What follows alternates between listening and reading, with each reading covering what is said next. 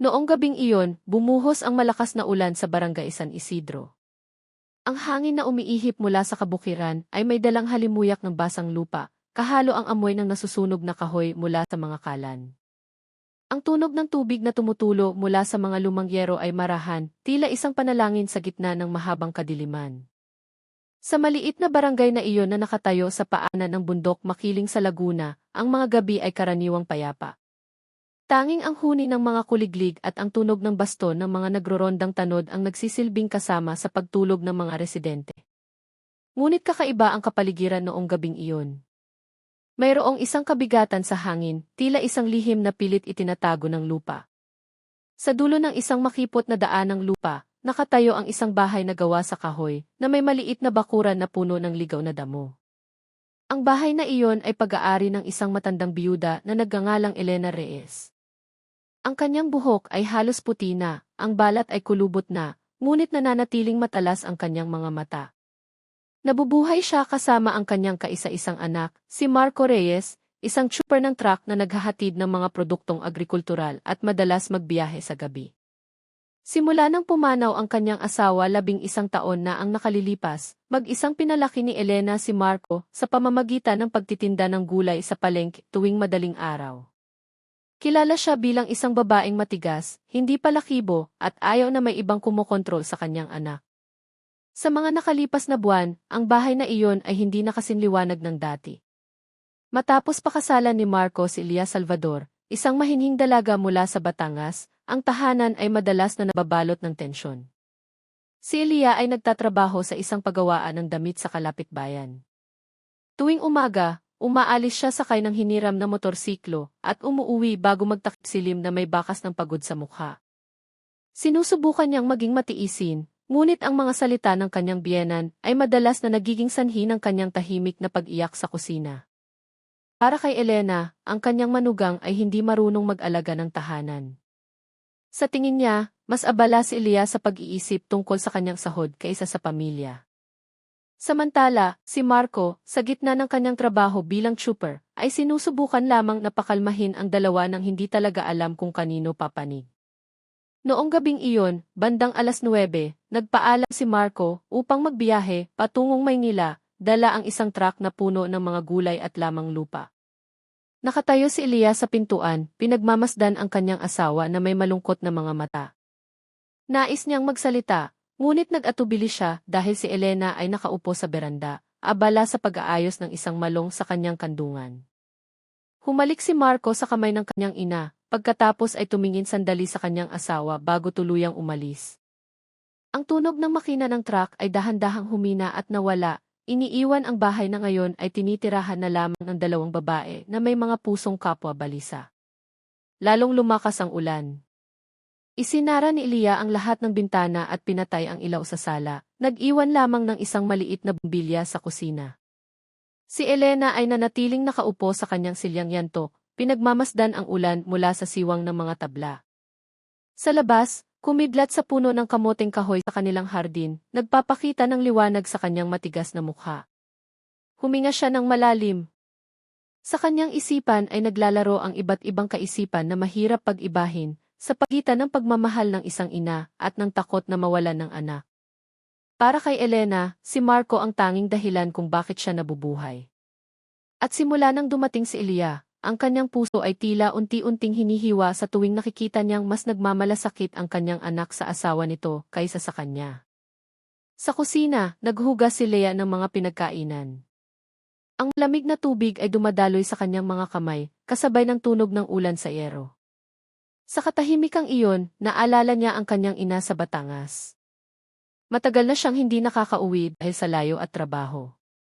Nais niyang tumawag, ngunit mahina ang signal sa kanilang barangay. Tumingin siya sa bintanang nababalot ng hamog at bumulong ng mahina. Sana maging mas payapa ang lahat. Gusto ko lang maging tahimik ang bahay na ito. Marahan ang tunog ng mga plato sa palanggana. Samantala, mula sa sala, narinig ang mga yabag ni Elena na dahan-dahang papalapit. Huminto si Elena sa may pintuan ng kusina. Ang kanyang mukha ay maputla sa ilalim ng liwanag ng bumbilya. Sinabi niya sa mabigat na boses, hindi galit ngunit walang bahid ng lambing, "Lia, bakit ka laging nagpapadala ng pera sa mga magulang mo? Hindi ba't marami rin tayong pangangailangan dito? Tumingin si Leia sa sahig. Ang kanyang boses ay halos hindi marinig. Gusto ko lang pong tulungan ang nanay ko doon, inay. Mahirap po ang buhay nila. Ang sagot na iyon ay nagpasikip sa dibdib ni Elena. Matagal niyang tinitigan ang kanyang manugang bago lumabas ng walang imik.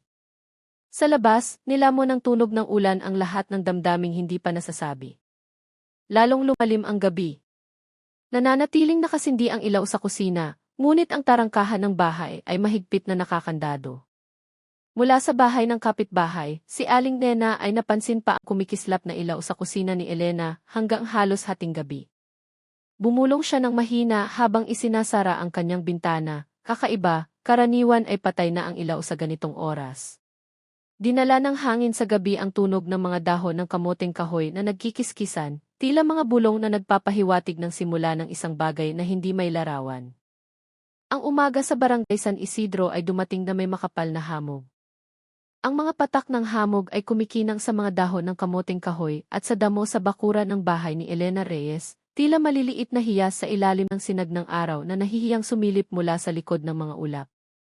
Mula sa kusina, ang amoy ng nasusunog na kahoy ay humahalo sa bango ng ginigisang bawang. Si Elena ay naghahanda ng simpleng almusal, mainit na kanin at bagoong na may sili. Sa mahabang mesang kahoy, si Elia ay nagtutupi ng kanyang uniforme habang nakayuko. Walang pag-uusap, tanging ang tunog lamang ng apoy na paminsan-minsan ay pumuputok sa kalan. Si Marco ay umalis na noong madaling araw, dala ang truck patungong Maynila. Ang bahay ay ramdam na walang laman, ngunit puno ng tensyon. Simula noong gabing umulan, ang kapaligiran sa bahay ay tila nagbago. Mas naging tahimik si Elena. Ang kanyang tingin ay madalas na lumilipad patungo sa taniman ng kamoteng kahoy sa likod bahay. Sinusubukan ni Elia na kumilos ng normal, ngunit maingat ang bawat hakbang niya, na parang natatakot na bawat galaw ay maaaring makasakit sa damdamin ng kanyang biyenan. Naupo si Elena sa isang silyang kawayan habang pinagmamasdan si Elia. Sa likod ng kanyang katahimikan, may isang alon ng mga saloobin na mahirap kontrolin. Naalala niya ang nakaraan, noong iniwan siya ng kanyang asawa para sa ibang babae mula sa ibang bayan, isang sugat na hindi pa tuluyang naghihilom.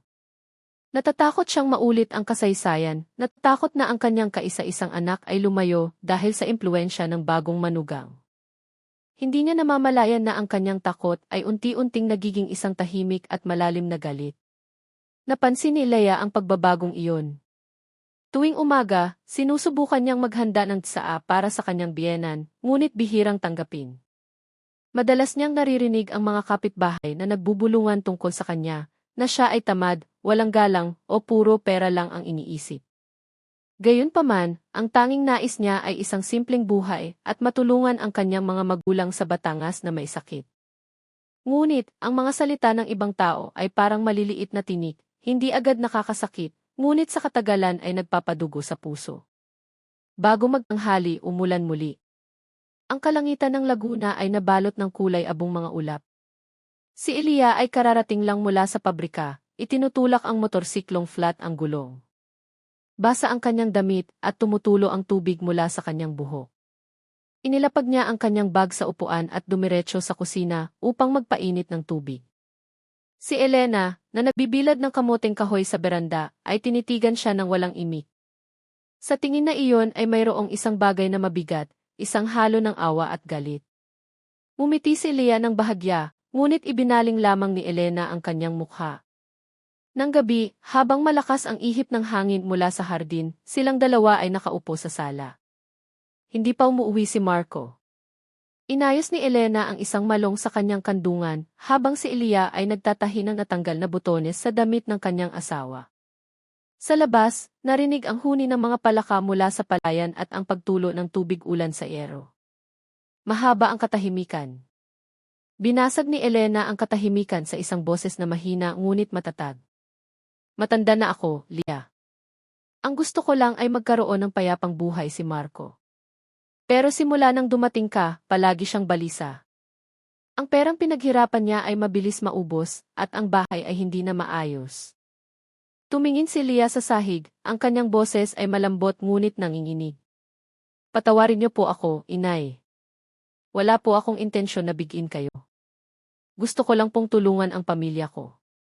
May sakit po ang tatay ko. Iyon lang po. Nagpigil ng hininga si Elena, tumalas ang kanyang mga mata. Laging pamilya mo. Kailan mo iisipin ang pamilya ng asawa mo? Kinagat ni Leah ang kanyang labi, pinipigilan ang mga luha. Hindi siya sumagot, lalo lamang siyang yumuko. Tumayo si Elena at naglakad papunta sa kusina. Mabigat ang kanyang mga yabag, sinasabayan ang dagundong ng kulog mula sa kalangitan. Tumingin siya sa kalan na may apoy pa. Sa kulay kahel na liwanag nito, ang anino ng kanyang mukha ay mukhang matigas at pagod. Sa kanyang puso, muling umalingaw ang mga tinig ng nakaraan, ang asawang umalis, ang mga sirang pangako, at ngayon, ang anak niyang nagsisimulang lumayo. Lahat ay naghahalo-halo, nagiging isang galit na mahirap ihiwalay sa pagmamahal. Sumunod si Leah sa kusina na may intensyong humingi ng tawad. Dahan-dahan niyang hinawakan ang balikat ng kanyang biyenan, ngunit iwinaksi ito ni Elena. Ang mainit na tubig sa kaldero ay bahagyang natapon na ikinagulat ni Leah. Patawad po, inay. Hindi ko po sinasadya. Halos hindi marinig ang boses ni Leah. Tinitigan siya ni Elena ng matalim. Hayaan mo na. Alam ko naman mula sa simula na hindi ka nababagay sa pamilyang ito. Ang anak ko lang ang kailangan ko, hindi isang taong manghihimasok sa buhay niya. Ang mga salitang iyon ay tumama sa dibdib ni Leah na parang malaking bato. Ang kanyang mga luha ay bumuhos ng hindi na mapigilan. Sa labas, malakas ang ihip ng hangin. Ang tunog ng kulog ay bumasag sa kalangitan, ang bumbilya ay kumislap-kislap. Dahan-dahang umatras si Leah, sinusubukang pigilan ang kanyang paghikbi. Nais niyang tumakbo sa kanyang silid, ngunit ang kanyang mga binti ay tila ng hina. Tumingin si Elena sa bintana, pinagmamasdan ang lalong lumalakas na ulan. Sa kanyang mga mata, lumitaw ang anino ni Marco, ang anak na dati niyang kinakarga papunta sa bukid ay nagsisimula ng lumayo dahil sa ibang pag-ibig. Sa dibdib ni Elena, may lumitaw na isang banayad na bulong na mapanlinlang. Sinabi niya ng mahina sa kanyang sarili, kung mawawala ang babaeng ito, babalik ang lahat sa dati. Si Aling Nena, na ang bahay ay katabi lamang, ay nakarinig ng isang malakas na kalabog mula sa kusina ni Elena. Sumilip siya mula sa siwang ng bintana, ngunit isang malabong liwanag at anino lamang ng dalawang babaeng magkaharap ang kanyang nakita. Nilamon ng ulan ang kanilang mga tinig. Isinara niya ang bintana at bumulong sa sarili, sana hindi malaking away iyon. Ngunit noong gabing iyon, ang simpleng panalangin ng isang kapitbahay ay huli nang dumating. Napakadilim ng kalangitan sa Laguna noong gabing iyon. Ang ulan ay walang tigil mula pa noong hapon, ginagawang madulas at maputik ang mga daanan sa Barangay San Isidro. Ang hangin mula sa hilaga ay may dalang amoy ng lupa na maihalong aroma ng basang kamuting kahoy. Ang mga bahay ay mas maagang nagsara ng kanilang mga pinto. Tanging ang tunog ng ulan sa mga yero ang maririnig, tila isang malungkot na awit na walang katapusan. Sa bahay na kahoy ni Elena Reyes, ang ilaw sa kusina ay nananatiling nakasindi kahit na malapit ng mag-alas 11. Hindi pa umuwi si Marco. Nasa biyahe pa rin siya patungong Divisoria, naghahatid ng kargang gulay na kailangang dumating bago mag-umaga. Ang kanyang truck ay bumabagtas sa pababang kalsada, kasama ang makapal na hamog at ang mabigat na ugong ng makina. Hindi niya alam na sa kanyang tahanan, ang dalawang babaeng pinakamamahal niya ay nasa gitna ng isang unos na mas tahimik, ngunit mas mapanganib kaysa sa ulan sa labas. Nakaupo si Elena sa isang upuan sa kusina, may malong na nakabalot sa kanyang mga balikat. Sa harap niya, isang malaking kaldero ng mainit na tubig ang naglalabas pa rin ng manipis na usok. Si Elia ay nakatayo malapit sa poso, naghugas ng mga huling pinagkainan. Ang tunog ng tubig mula sa tabo ay regular, ngunit sa likod ng katahimikan, ang mga puso nilang dalawa ay mabilis na tumitibo.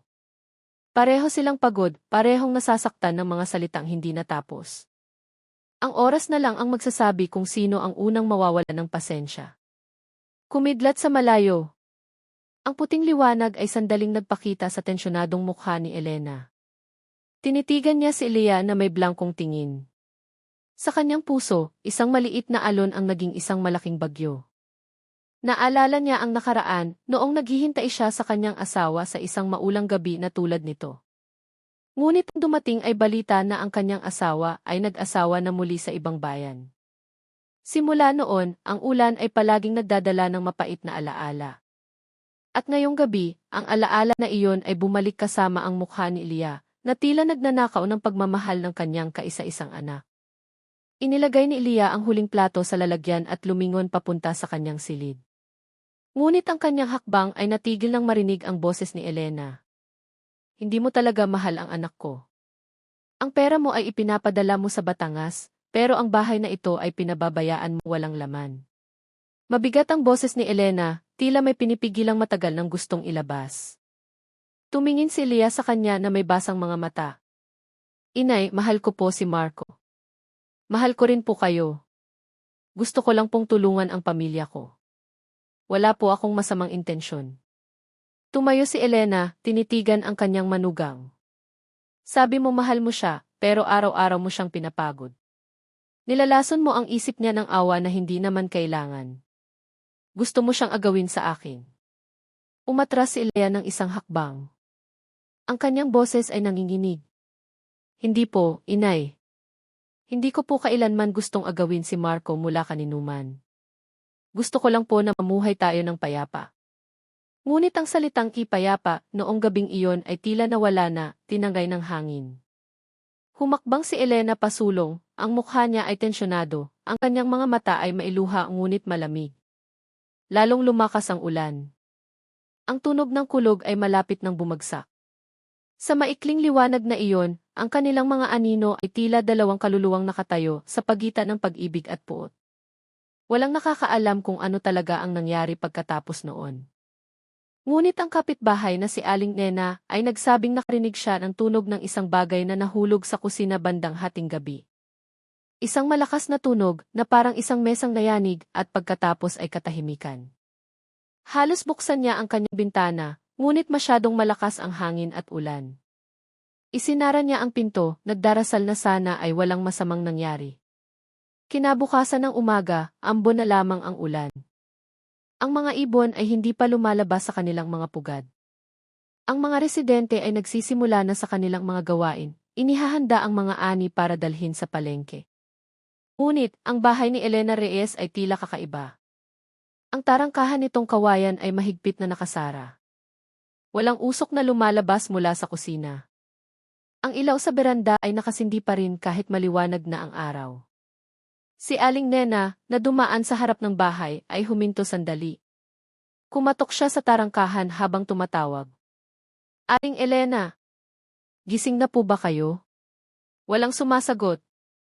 Muli siyang tumawag, ngunit tanging ang tunog ng tubig na tumutulo mula sa alulod ang kanyang narinig. Pagsapit ng tanghali, tumawag si Marco mula sa daan, ngunit walang sumasagot. Inakala niyang natutulog ang kanyang ina. Noong hapon na, nang siya ay dumating sa Balintawak, isang nakakagulat na balita ang umabot sa kanya. Si Mang Tonyo, isa pang tsuper ng truck na umalis din mula sa San Isidro noong gabi, ay nagkwento na sa terminal noong umaga ay may natagpo ang isang puting styrofoam box na may tumutulong pulang likido mula sa ilalim. Siya mismo ang nagdala ng kahon na iyon bilang pakiusap mula sa isang tao sa kanilang barangay. Sabi raw, laman nito ay sariwang karne para sa pamilya sa lungsod. Nakikinig si Marco na may kunot sa noo. Kanino galing ang kahon na iyon? Tanong ni Marco sa mababang boses, ngunit may tensyon. Tumingin si Mang Tonyo sa kanya nang may pag-aalinlangan, sabi niya, galing daw sa nanay mo, si Aling Elena. Ang mukha ni Marco ay biglang namutla. Ang kanyang mga kamay ay nanginginig habang hawak ang baso ng kape na halos matapon. Ang maingay na terminal ay biglang naging malayong tunog. Sa kanyang isipan, lumitaw ang imahe ng kanyang ina na nakaupo sa kusina, may malong sa balikat at malamig na mukha habang pinagmamasdan ang ulan. Ikinuwento ng isang security guard sa terminal na nang buksan ang kahon, nagsigawan ang mga tao. Ang amoy ng lansa ay humalo sa mahalumigmig na hangin. Sa loob, hindi karne, kundi mga piraso ng katawan ng tao na binalot lamang ng basta-basta. Simula noon, ang terminal ng Balintawak ay hindi na lamang isang lugar ng paghihintay. Ito ay naging simula ng pagbubunyag ng isang madilim na lihim na matagal nang nakatago sa likod ng maliit na bahay sa Barangay San Isidro. Tumakbo si Marco palabas ng terminal sa gitna ng ambon na muling bumuhos. Ang kanyang puso ay nanginginig sa pagitan ng takot at hindi paniniwala.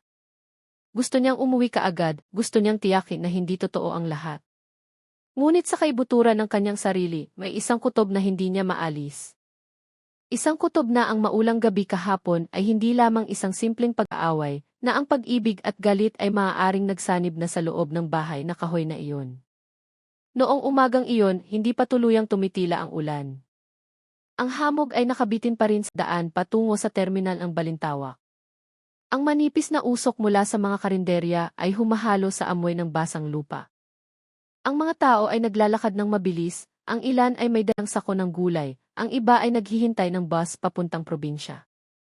Ang tunog ng mga busina at sigaw ng mga konduktor ay lumilikha ng ingay na tipikal sa isang palengke sa umaga. Ngunit sa isang sulok ng terminal, iba ang sitwasyon. Ang mga tao ay nagkukumpulan, bumubuo ng isang bilog. Ang kanilang mga mukha ay tensyonado.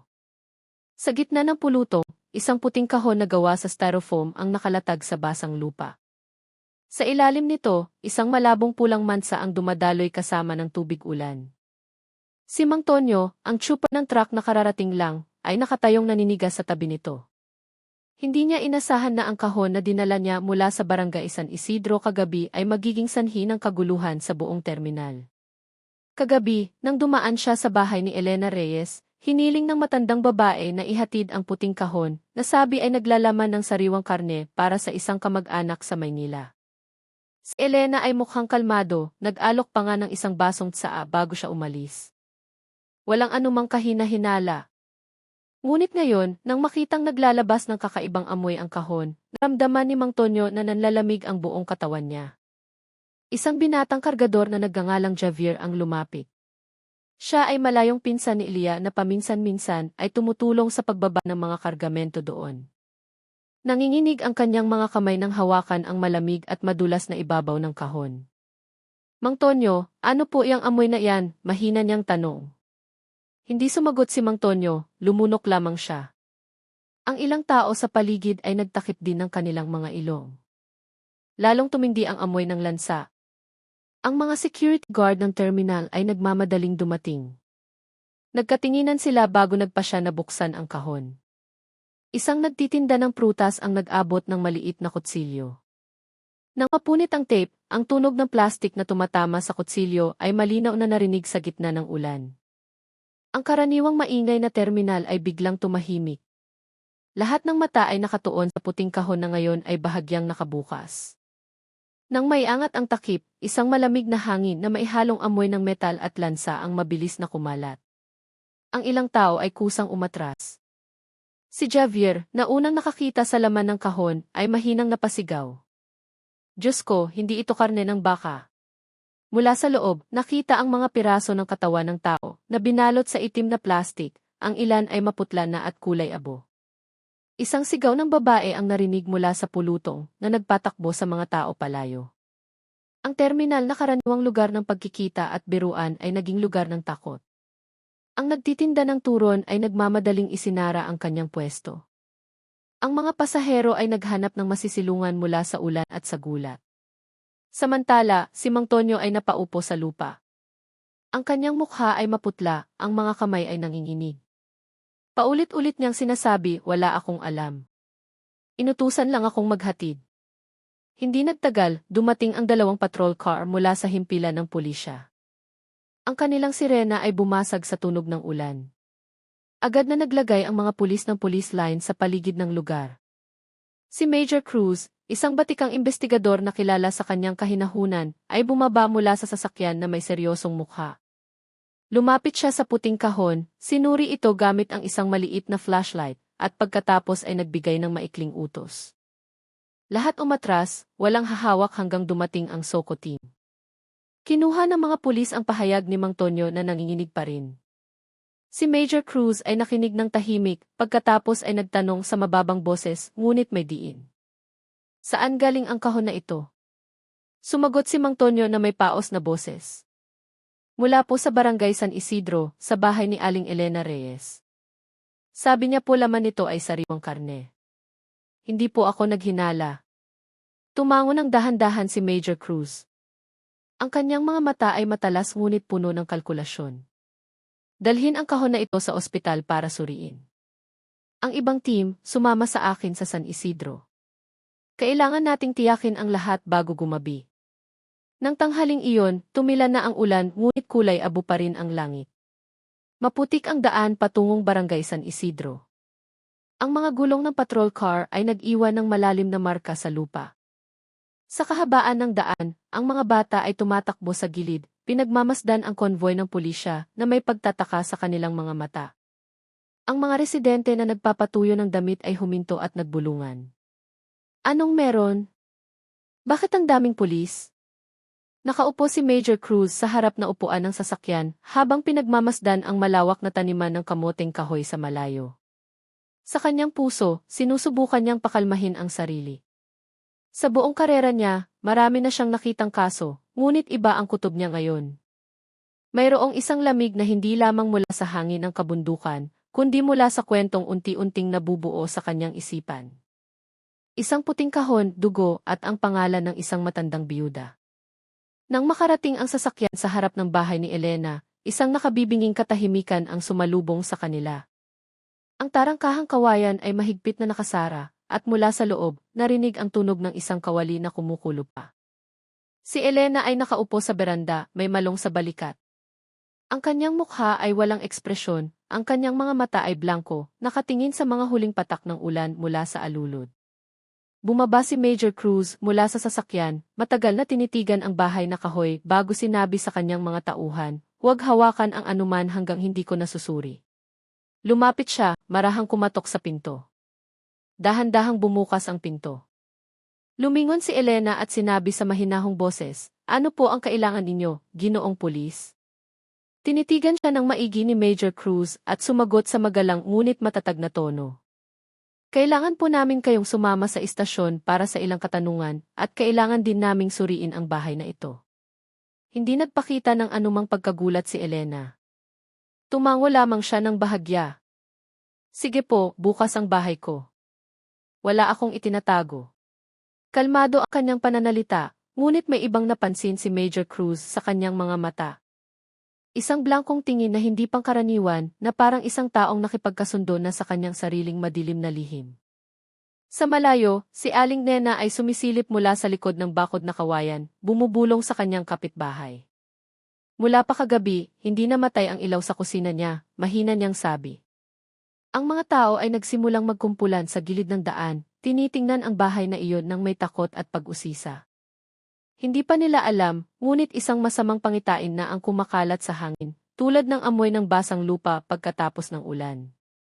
Noong hapong iyon, ang langit sa Barangay San Isidro ay may kulay abong maputla. Ang mga huling patak ng ulan ay tumutulo pa rin mula sa mga dahon ng saging sa bakura ng bahay ni Elena Reyes. Ang tunog ng patrol car na huminto sa harap ng bakod na kawayan ay bumasag sa katahimikang kanina pa bumabalot sa lugar. Ang mga residente ay nakatayo sa malayo, ang ilan ay nagtatago sa likod ng mga puno ng saging, ang iba ay nagkukunwaring nagwawalis habang sumusulyap. Sa isang maliit na barangay na tulad ito, ang pagdating ng mga pulis ay hindi karaniwan. Lalo na kapag ang pangalang binabanggit ay si Elena Reyes, ang matandang biyuda na kilala bilang matigas, ngunit masipag magsimba at bihirang makihalubilo. Dahan-dahang lumakad si Major Cruz patungo sa beranda ng bahay. Ang kanyang sapatos ay nag-iwan ng marka ng putik sa basang lupa. Tumingin siya sa paligid, pinapansin ang bawat detalye. Sa beranda, may isang silyang yantok na may maayos na nakatuping kumot. At sa dulo ng mesa, may isang baso na mainit na tsaan na umuusok pa. Tumingin siya sa loob ng bahay at mahinang tumawag. "Aling Elena, maaari po ba kaming pumasok?" Lumabas si Elena mula sa kusina na may malong sa balikat. Ang kanyang mukha ay walang ekspresyon, ang kanyang mga mata ay tumingin ng walang takot. "Tuloy po kayo. Maliit lang ang bahay ko, walang espesyal." Kalmado ang kanyang boses, ngunit sa hindi malamang dahilan, nagdagdag ito ng lamig sa kapaligiran ng hapon na iyon. Nagbigay ng senya si Major Cruz sa dalawa niyang tauhan. Sina F.E. isa David at dalawa Santos ay nagsimulang suriin ang mga silid isa-isa. Sa sala, lahat ay mukhang normal. Ngunit sa kusina, huminto si Santos. Ang malaking mesang kahoy sa gitna ay puno ng mga gasgas ng kutsilyo. Sa ibabaw nito, may mga natirang piraso ng kangkong at mga platong hindi pa nahuhugasan. Isang malabong amoy ng lansa ang naamoy, natatabunan ng amoy ng malamig na mantika. Binuksan ni Santos ang kanyang flashlight, tinutok ito sa sahig na kahoy na tila basa-basa. Lumuhod siya, pinunasan ito ng tissue.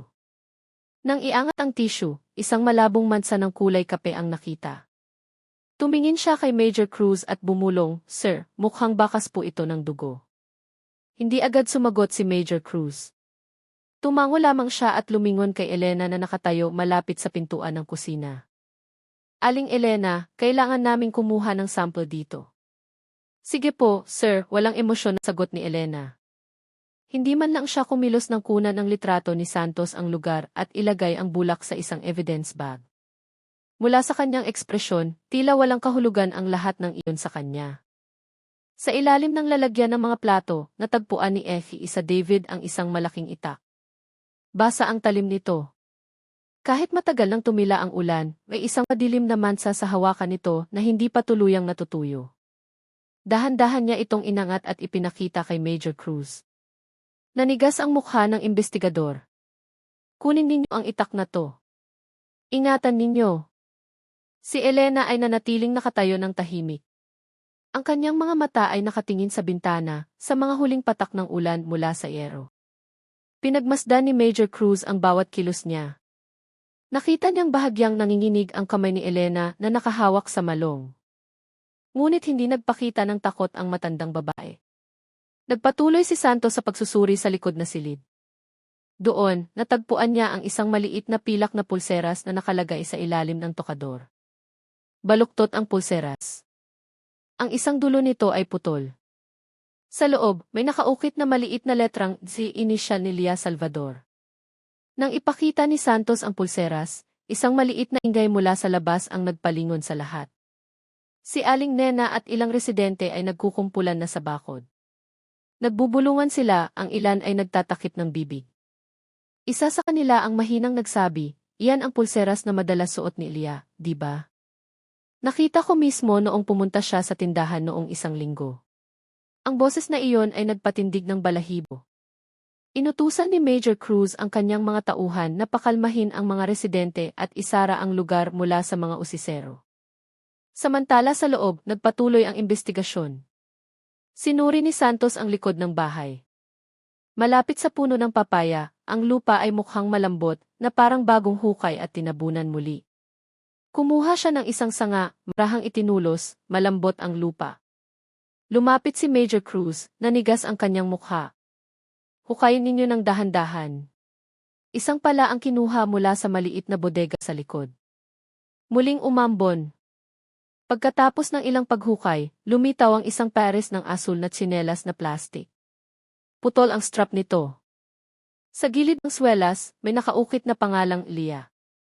Tumingin si Effie isa David sa natagpuan na may naninigas na mukha. Itinala niya ang oras at lokasyon. Huminga ng malalim si Major Cruz. "Dalhin sa loob. Huwag hayaang mabasa pa." Sa loob ng bahay, lalong bumigat ang kapaligiran. Si Elena ay nakaupo pa rin sa isang silya sa sala, nakatingin sa bintana. Paminsan-minsan, ang liwanag ng kidlat ay tumatama sa kanyang mukha, nagpapakita ng malalalim na kulubot sa kanyang noo. Umupo si Major Cruz sa harap niya, binuksan ang kanyang kwaderno. "Aling Elena, may ilang bagay po kaming kailangang itanong." Tumingin si Elena sa kanya ng marahan, hindi kumukurap ang kanyang mga mata. "Alam ko po, sir. Pero maniwala po kayo, wala po akong ginawa. Kung may dugo o gamit man dito, baka po may ibang taong pumasok ng palihim." Ang sagot na iyon ay nagpatahimik sa silid. Tanging ang tunog ng ulan na tumatama sa yero ang maririnig. Matagal na tinitigan ni Major Cruz ang matandang babae. Ang kanyang karanasan sa loob ng maraming taon ay nagturo sa kanya na may dalawang uri ng taong kalmado kapag iniimbestigahan, ang mga talagang walang kasalanan at ang mga masyado ng malalim sa kasalanan kaya't hindi na nakakaramdam ng takot. Sa labas ng bahay, dumarami na ang mga residente. Ang ilan ay may dalang payong, ang iba ay nagtatakip lang ng ulo gamit ang tela. Mabilis na kumalat ang mga bulungan. May nagsasabing minumulto ang bahay. May nagsasabing sinapian si Elena. Ngunit sa gitna ng lahat ng tsismis, iisa ang pareho, lahat ay natatakot. Bago tuluyang gumabi, isang police line na ang nakapalibot sa bahay na kahoy. Ang mga ilaw ay sinindihan. Patuloy na kinukunan ng litrato ng mga pulis ang bawat sulok. Tumayo si Major Cruz sa beranda, tinitigan ang ulan na hindi tumitila. Sa kanyang puso, alam niyang ang kasong ito ay hindi lamang isang simpleng krimen. Mayroong isang mahabang kwento ng pag-ibig, pagkawala, at kalungkutan sa likod ng blankong tingin ng isang ina na ngayon ay mag-isang nakaupo sa sala. Malamig ang gabi sa himpilan ng pulisya sa Laguna. Ang ulan na hindi pa tumitila ay nagdulot ng mahalumigmig na hangin, at ang ilaw na neon sa kisame ay kumikislap ng mahina. Sa isang maliit na silid na may mesang kahoy, si Elena Reyes ay nakaupo ng tuwid. Ang lumanyang malong ay nakabalot pa rin sa kanyang mga balikat. Ang kanyang buhok, na may mga puti na, ay tila basa-basa, marahil dahil sa ulan na tumama sa kanyang ulo nang dalhin siya mula sa bahay. Kalmado ang kanyang mukha, ngunit ang kanyang mga mata ay matalas, tila may itinatagong lihim na hindi pa handang ilabas. Nakaupo si Major Cruz sa kabilang panig, binubuksan ang isang folder na naglalaman ng mga larawan mula sa crime scene. Sa tabi niya, si Idalawa Santos ay nakatayo na may hawak na notebook, handang isulat ang bawat salita. 2 tasa ng mainit na kape ang umuusok, ngunit wala ni isa ang gumalaw. Ang katahimikan ay kumapal sa pagitan nila. Tanging ang tunog ng ulan sa labas ang maririnig, na parang tunog ng orasan sa dingding. Aling Elena, gusto po naming magsalita kayo ng tapat. Marami na po kaming natagpo ang gamit sa bahay ninyo. Mula sa itak na may mansa ng dugo, ang pulseras ni Elia, hanggang sa tsinelas na nakalibing sa likod bahay. Gusto lang po naming malaman kung ano talaga ang nangyari noong gabing iyon. Mahina ngunit matatag ang boses ni Major Cruz. Sinadya niyang ibaba ang tono upang hindi ito magtunog na isang banta. Matagal na yumuko si Elena. Ang dalawa niyang kamay ay mariing humahawak sa dulo ng kanyang malong. Nang sa wakas ay nagsalita siya, ang kanyang boses ay paos, halos isang bulong. Wala po akong alam, sir. Totoo pong kami lang ni Elia ang nasa bahay noong gabing iyon, pero hindi ko po siya ginalaw. Malakas ang ulan, nasa kusina lang po ako. Siya ay nasa kwarto. Pagkatapos noon, natulog na po ako. Kinaumagahan, wala na po siya. Tinitigan siya ng maigi ni Major Cruz. Madalas na niyang naririnig ang ganoong mga salita. Alam niya na kapag sinusubukan ng isang tao na magtago ng isang bagay, hindi siya agad tumatanggi, kundi binuksan niya ang isa sa mga litrato at inilagay ito sa ibabaw ng mesa. Ang litrato ay nagpapakita ng asul na tsinelas na may pangalang Lia na natagpuan sa likod bahay. Aling Elena, ito po ay natagpuan sa lupang bagong hukay. Walang ibang tao sa bahay maliban sa inyo noong gabing iyon. Paano po ito napunta doon? Matagal na tinitigan ni Elena ang litrato, nanginginig ang kanyang mga mata. Baka po may pumasok ng palihim. Nakakandado po ang tarangkahan ko, pero sino po ang nakakaalam kung may ibang daan? Yumuko si Santos, isinusulat ang bawat salita. Sinusubukan niyang manatiling kalmado, ngunit mabilis ang tibok ng kanyang puso. Ang boses ni Elena ay walang emosyon, ngunit may panginginig sa dulo nito, na parang isang taong nagpipigil ng luha o galit. Lumapit ng bahagya si Major Cruz. Ginang, hindi po namin kayo gustong pilitin, pero habang lalo kayong nagtatago, lalo lang pong bibigat para sa inyo. Natahimik si Elena, ang kanyang mga mata ay nakatingin sa blankong pader sa likod ni Major Cruz. Sa katahimikang iyon, ang mga mukha ng nakaraan ay dumaan sa kanyang isipan. Ang mukha ng kanyang asawang umalis, ang mukha ni Marco noong bata pa na umiiyak sa kanyang yakap, at ang mukha ni Elia na nakaupo sa kusina noong maulang gabi, nakatingin sa kanya na may mga matang puno ng takot. Ang mga imaheng iyon ay pabalik-balik hanggang sa maramdaman niyang bumibigat ang kanyang paghinga. Bigla siyang nagsalita ng mahina, hindi ninyo maintindihan. Alam ninyo lang kung ano ang nakikita ninyo, pero hindi ninyo alam ang pakiramdam na mawala ng lahat. Huminto siya sandali, nanginginig ang kanyang boses. Mag-isa kong pinalaki ang anak ko, sir. Nakita ko siyang lumaki. Nakita ko siyang pagod sa trabaho. Tapos biglang darating ang isang babae na magbabago ng lahat. Tinitigan siya ng matalim ni Major Cruz, ngunit hindi sumabat. Alam niyang ang pag-amin ay hindi dumarating sa pamimilit, kundi sa katahimikan. Nagpatuloy si Elena, noong gabing iyon, hindi ko gustong saktan siya. Gusto ko lang siyang umalis. Galit ako, pero takot din ako. Nang magtalo kami, naitulak niya ang upuan at nahulog siya. Ang kanyang boses ay mahina, na parang kinakausap ang sarili. Pagkatapos noon, parang naging malabo na ang lahat. Naaalala ko lang ang dugo sa sahig at ang ulan sa labas na tumatakip sa lahat ng tunog. Huminto sa pagsusulat si Santos at tumingin kay Major Cruz, na marahang tumango. Alam niyang ang mga salitang iyon ay simula na ng pag-amin. Tinitigan niya si Elena, sinusubukang basagin ang malamig na pader sa kanyang mga mata. Ginang, ibig sabihin po ba, alam ninyong may dugo noong gabing iyon? Muling yumuko si Elena, hindi sumagot. Nanginginig ang kanyang mga kamay habang hawak ang malong. Pagkatapos ay sinabi niya ng mahina, halos hindi marinig. Natakot po ako, sir. Hindi ko po alam ang gagawin. Huminga ng malalim si Major Cruz. Isinara niya ang folder sa harap niya at nagsalita sa mas malambing na boses. Aling Elena, ang takot ay natural sa tao, pero ang pagtatago ng katotohanan ay lalo lang magpapahaba ng pagdurusa. Kailangan ni Marco ng kalinawan at kayo mismo ay kailangan din ng kapayapaan. Kung magsasabi po kayo ng totoo, itatala namin ito ng may respeto. Sa wakas ay tumulo ang luha ni Elena. Kahit isang patak lamang, mabilis niya itong pinunasan na parang nahihiya. Sa labas ng silid, ang tunog ng azan para sa isya ay maririnig mula sa maliit na kapilya sa kabilang kalsada.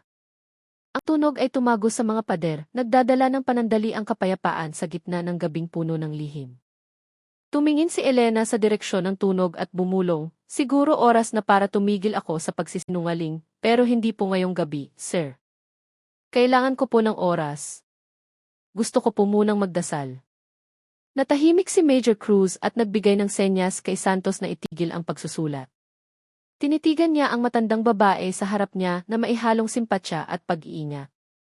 Sige po, Ginang, bibigyan namin kayo ng oras. Pero tandaan ninyo, ang katotohanan ay hindi maaaring ipagpaliban ng matagal. Dahil habang lalo itong itinatago, lalong bumibigat ang pasanin sa puso. Marahang tumango si Elena.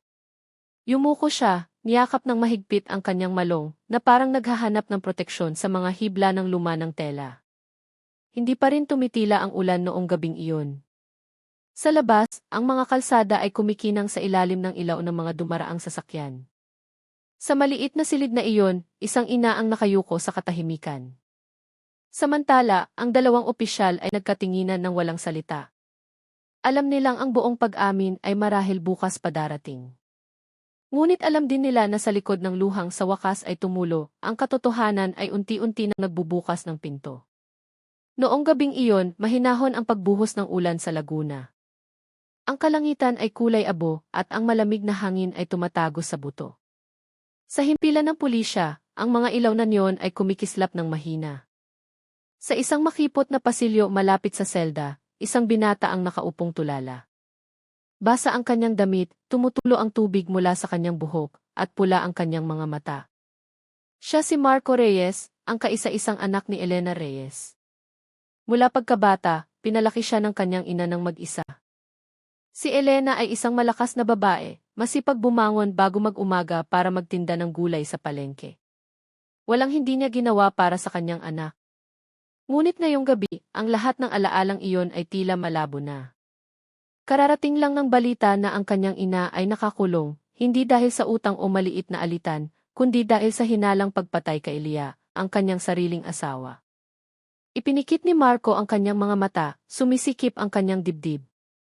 Sa pagitan ng paniniwala at hindi, ang kanyang isipan ay umiikot na parang gulong ng truck na karaniwan niyang minamaneho. Naalala niya ang maamong mukha ni Elia, ang ngiting laging sumasalubong sa kanya tuwing umuuwi mula sa trabaho, at ang matigas ngunit puno ng pagmamahal na mukha ng kanyang ina. Ang dalawang mukha na iyon ay nagbabanggaan ngayon sa kanyang puso, na nagpapahina sa buong katawan niya. Isang marahang yabag ang narinig mula sa dulo ng pasilyo. Isang matandang lalaki na nakaputing sutana ang dumating, may dalang basang payong.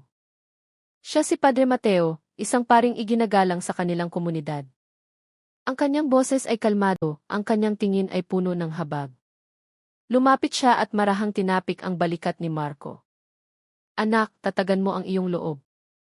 Minsan, nagbibigay ang buhay ng mga pagsubok na hindi kayang ipaliwanag, ngunit hindi kailanman nagkakamali ang Diyos sa pagbibigay ng pasanin. Tumingin si Marco sa pari na may namamagang mga mata. Padre, paano po ako magiging matatag? Ang nanay ko po ay inaakusahan ng pagpatay sa asawa ko. Mahal ko po silang dalawa. Hindi ko po alam kung kanino ako papanig. Huminga ng malalim si Padre Mateo. Walang masama sa pagmamahal sa kanilang dalawa, anak. Ngunit tandaan mo, ang tunay na pag-ibig ay nakatayo sa katotohanan. Maaari kang umiyak para sa iyong asawa, ngunit huwag kang titigil sa pagdarasal para sa iyong ina. Ang luha ay hindi nakakabura ng kasalanan, ngunit ang panalangin ay maaaring magbukas ng pinto ng kapatawaran. Ang mga salitang iyon ay pumasok sa dibdib ni Marco, ngunit ang bigat ay hindi pa rin nawawala. Yumuko siya, nanginginig ang kanyang boses. Natatakot po ako, Padre. Kung totoo pong ang nanay ko ang gumawa nito, paano ko po siya titingnan? Sumagot si Padre Mateo ng mahina. Tingnan mo siya bilang isang inang naligaw dahil sa pag-ibig. Minsan, ang labis na pagmamahal ay nagiging sanhi ng pagkawala ng direksyon. Ngunit ang panalangin ng isang anak ay maaari pa ring maging gabay niya pabalik kahit mula sa likod ng mga rehas. Lalong yumuko si Marco. Ang kanyang mga luha ay tumulo sa sahig. Lalong lumakas ang ulan sa labas, nagdaragdag ng lamig sa gabing iyon.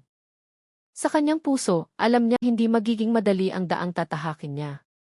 Kailangan niyang hanapin ang katotohanan ang hindi dinudungisan ang pagmamahal niya sa kanyang ina.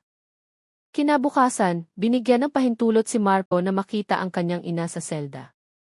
Dahan-dahang bumukas ang pintong bakal. Sa loob ng maliit na silid, si Elena ay nakaupo sa sulok, yakap ang lumanyang malong. Nang makita ang kanyang anak, tumingin siya na may blangkong mga mata. Lumapit si Marco, nanginginig ang kanyang boses. Inay, sabihin niyo pong hindi totoo ang lahat ng ito. Sabihin niyo pong hindi ninyo ginawa. Yumuko si Elena, nanginginig ang kanyang mga kamay sa kanyang kandungan. Ang kanyang boses ay mahina. Anak, hindi lahat ng katotohanan ay masarap pakinggan. Minsan, ang totoo pa ang pinakamasakit. Tumingin si Marco sa kanyang ina na may mga matang hindi makapaniwala. Nay, si Lia po iyon. Asawa ko po siya. Mahal ko po siya. Gusto ko pong makasama siya. Bakit po nagkaganito? Ipinikit ni Elena ang kanyang mga mata. Dahan-dahang dumaloy ang kanyang mga luha. Hindi siya sumagot, ang kanyang katahimikan ay tila isang pag-aming hindi binibigkas. Napahapay si Marco, napahawak sa dingding. Gusto niyang sumigaw, ngunit ang kanyang boses ay naipit sa lalamunan. Ang gwardiya ay tumalikod, hindi kayang tingnan ang eksena. Nang matapos ang oras ng dalaw, lumabas si Marco na may mabigat na mga hakbang. Sa pasilyo, naghihintay na si Padre Mateo. Tiningnan siya ng matandang pari ng may kahinahunan. Anak, huwag mong hayaang mawasak ang iyong puso. Maaari kang mawala ng taong mahal mo, ngunit huwag mong hayaang mawala ang iyong sarili. Ang iyong katapatan mamaya ang magiging liwanag para sa kanilang dalawa. Marahang tumango si Marco. Masakit pa rin ang kanyang puso, ngunit ang mga salitang iyon ay nagbigay ng kaunting kalma. Sa labas, hindi pa rin tumitila ang ulan, ang langit ay tila umiiyak kasama ng kanyang kalungkutan. Dahan-dahan siyang lumabas sa bakuran ng himpilan ng pulisya. Binasa ng ulan ang kanyang buhok at damit. Ngunit wala siyang pakialam. Tumingin siya sa kulay abong kalangitan at bumulong sa sarili, Panginoon, kung ito po ay pagsubok mula sa inyo, turuan niyo po akong manatiling matatag. Huwag niyo po akong hayaang malunod sa galit o puot. Noong gabing iyon, umuwi si Marco sa bahay ng isang kaibigan sa gilid ng barangay. Umupo siya sa maliit na beranda, pinagmamasdan ang palayan na nababalot ng hamog. Sa malayo, ang tunog ng Angelus ay marahang umalingaw-ngaw. Yumuko siya, tinakpan ang kanyang mukha ng dalawang kamay. Muling tumulo ang kanyang mga luha.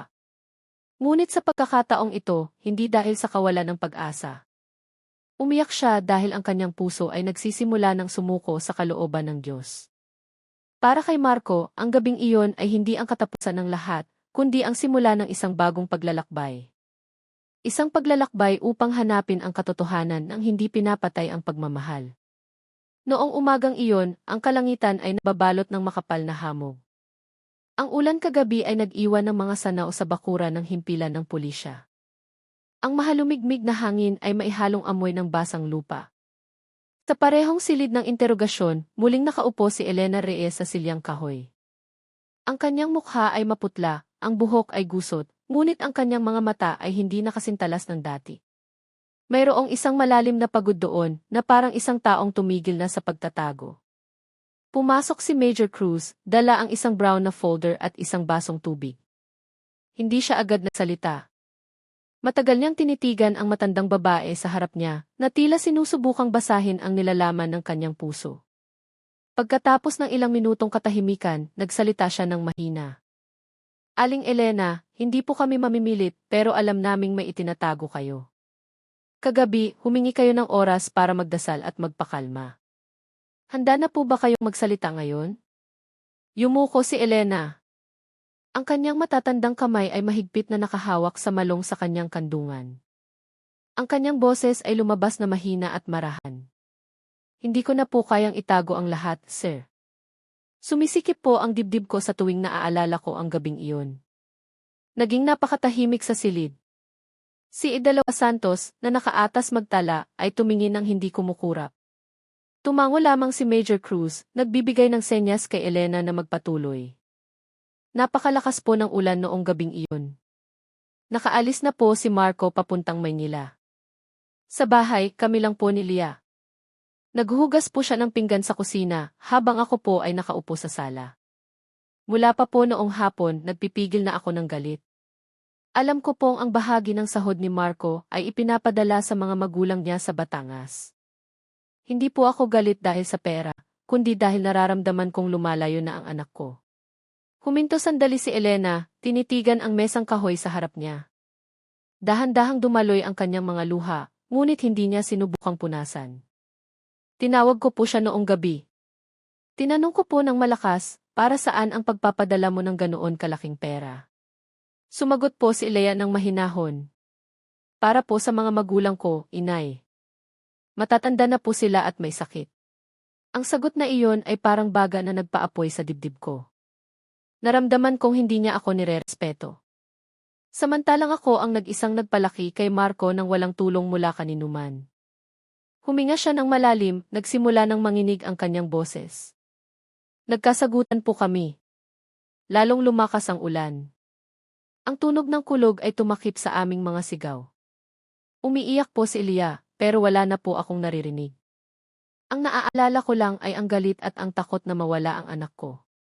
Sinabi niya, Inay, huwag po kayong masyadong makialam sa usapan naming mag-asawa. Ang mga salitang iyon po ang nagpadilim sa paningin ko.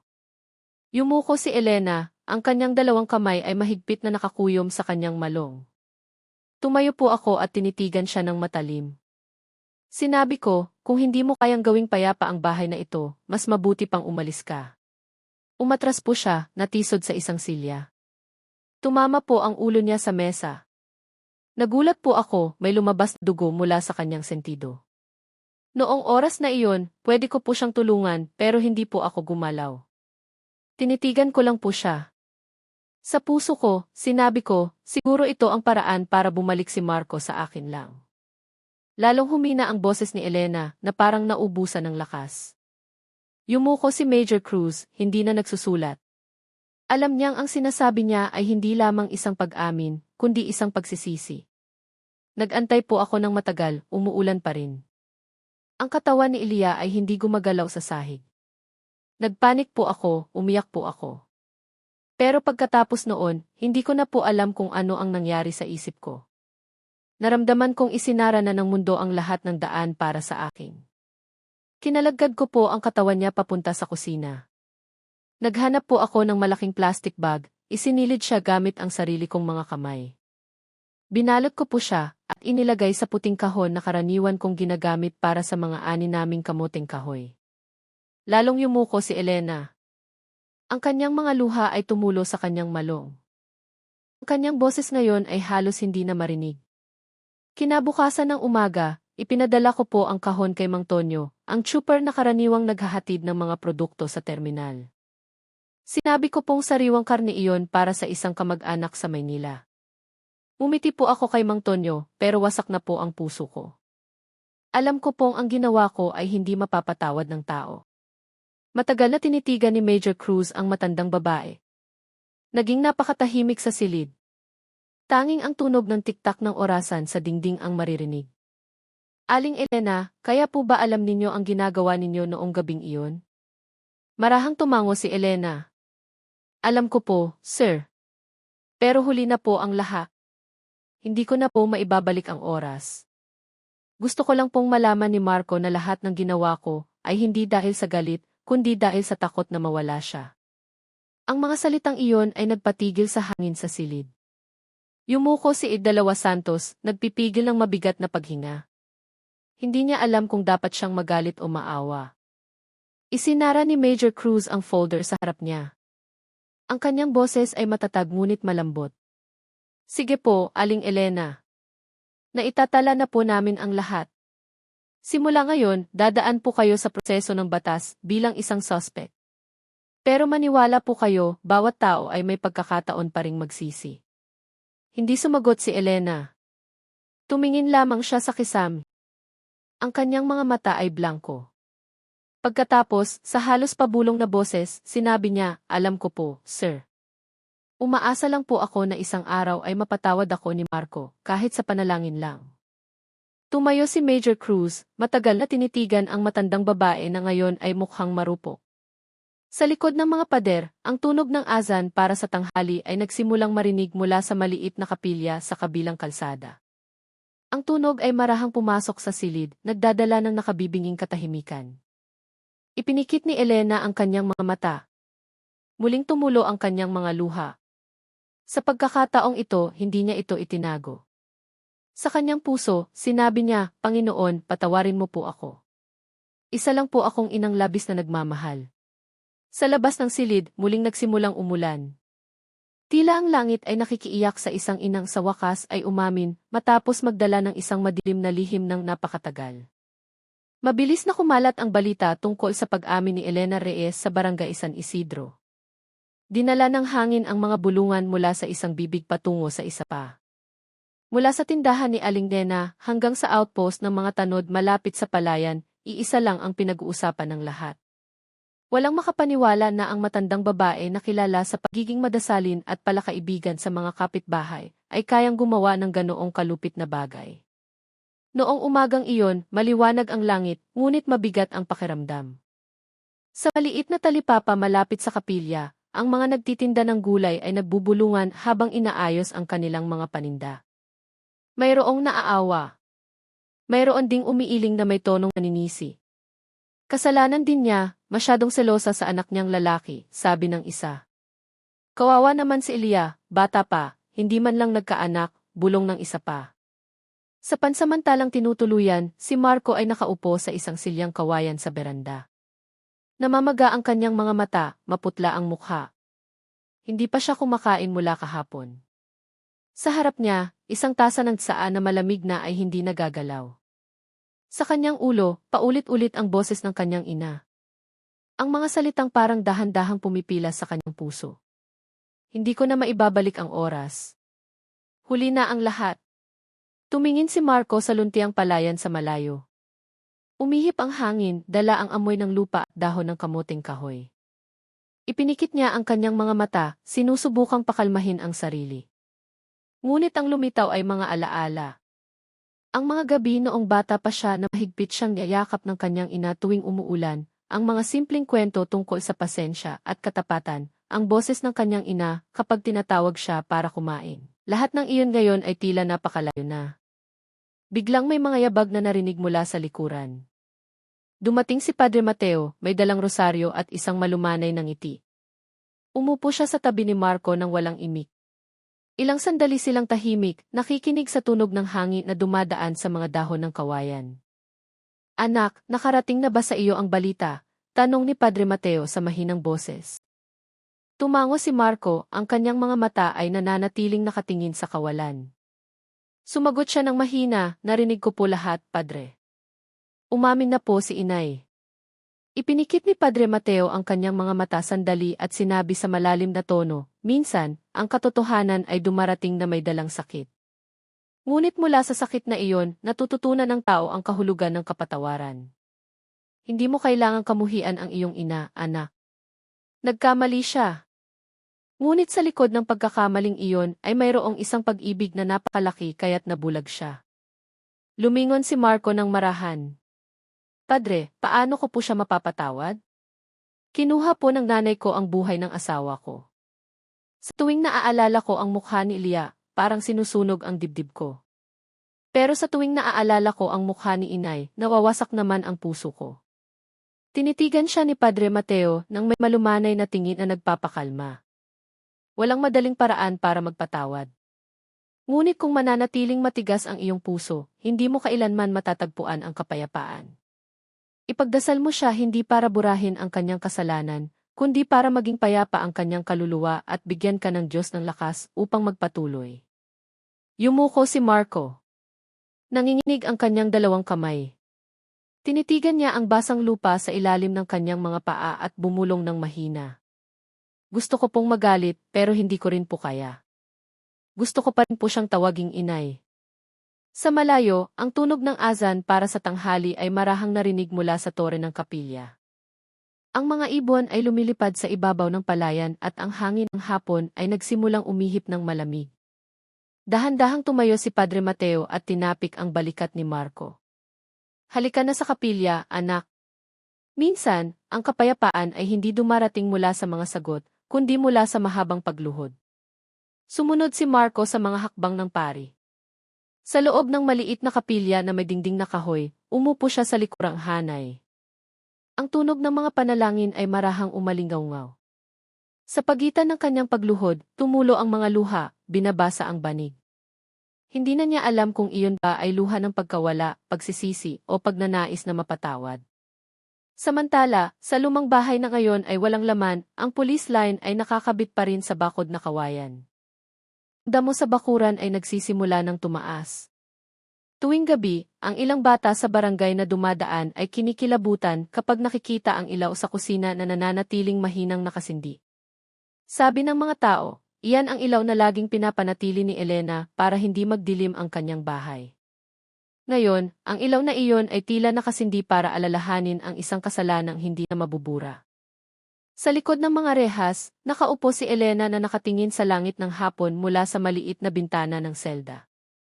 Sa kanyang kamay, may hawak siyang maliit na Biblia na ibinigay ng isang babaeng pulis. Binabasa niya ito ng marahan, nanginginig ang kanyang boses. Tumulo ang kanyang mga luha, binabasa ang mga pahina. Sa kanyang puso, tinatawag niya ang pangalan ng kanyang anak, umaasang makakarating ang panalangin na iyon, kahit sa pamamagitan lamang ng hangin na marahang umiihip sa pagitan ng mga rehas. Nang gabi, bumalik si Marco sa lumang bahay ng mag-isa. Matagal siyang nakatayo sa harap ng tarangkahan, pinagmamasdan ang tahimik na bakuran. Ang huni ng mga kuliglig ay narinig mula sa hardin sa likod. Binuksan niya ang pinto, marahang pumasok. Sa loob, ang amoy ng basang kahoy at lupa ay pareho pa rin. Naglakad siya papunta sa kusina, ang huling lugar kung saan nakita ang kanyang ina at si Elia na magkasama. Doon, sa ibabaw ng mesang kahoy, mayroon pa ring isang basag na tasa ng tsaa. Kinuha niya ito, hinawakan ng mahigpit. Muli tumulo ang kanyang mga luha. Bumulong siya ng mahina. Inay. Leah. Sana patawarin kayo ng Diyos. Patuloy ko kayong ipagdarasal kahit na dumudugo pa rin ang puso ko. Noong gabing iyon, marahang umihip ang hangin sa mga siwang ng bahay. Sa malayo, ang tunog ng mga instrumentong pangmusika para sa isang kasalan sa kabilang baryo ay humahalo sa huni ng mga palaka sa palayan. Ang buhay sa barangay San Isidro ay nagpapatuloy, ngunit mayroong isang bagay na nagbago. Sa pagitan ng mga puno ng kamoteng kahoy na yumuyugyog, mayroong isang bagong katahimikan na hindi maipaliwanag, isang katahimikan tungkol sa pag-ibig, pagkawala, at pagsisisi na mananatiling alaala ng bawat taong dadaan sa bahay na iyon. Noong umagang iyon, ang araw ay sumikat ng mahina sa Laguna. Ang hangin ay mahalumigmig pa rin pagkatapos ng ulan kagabi. Sa harap ng gusali ng korte, nagkukumpulan na ang mga tao. Ang ilang mamamahayag ay nakatayo na may mga kamera, at ang mga residente mula sa Barangay San Isidro ay tahimik na dumating upang panoorin ang paglilitis na naging usap-usapan na sa buong lugar.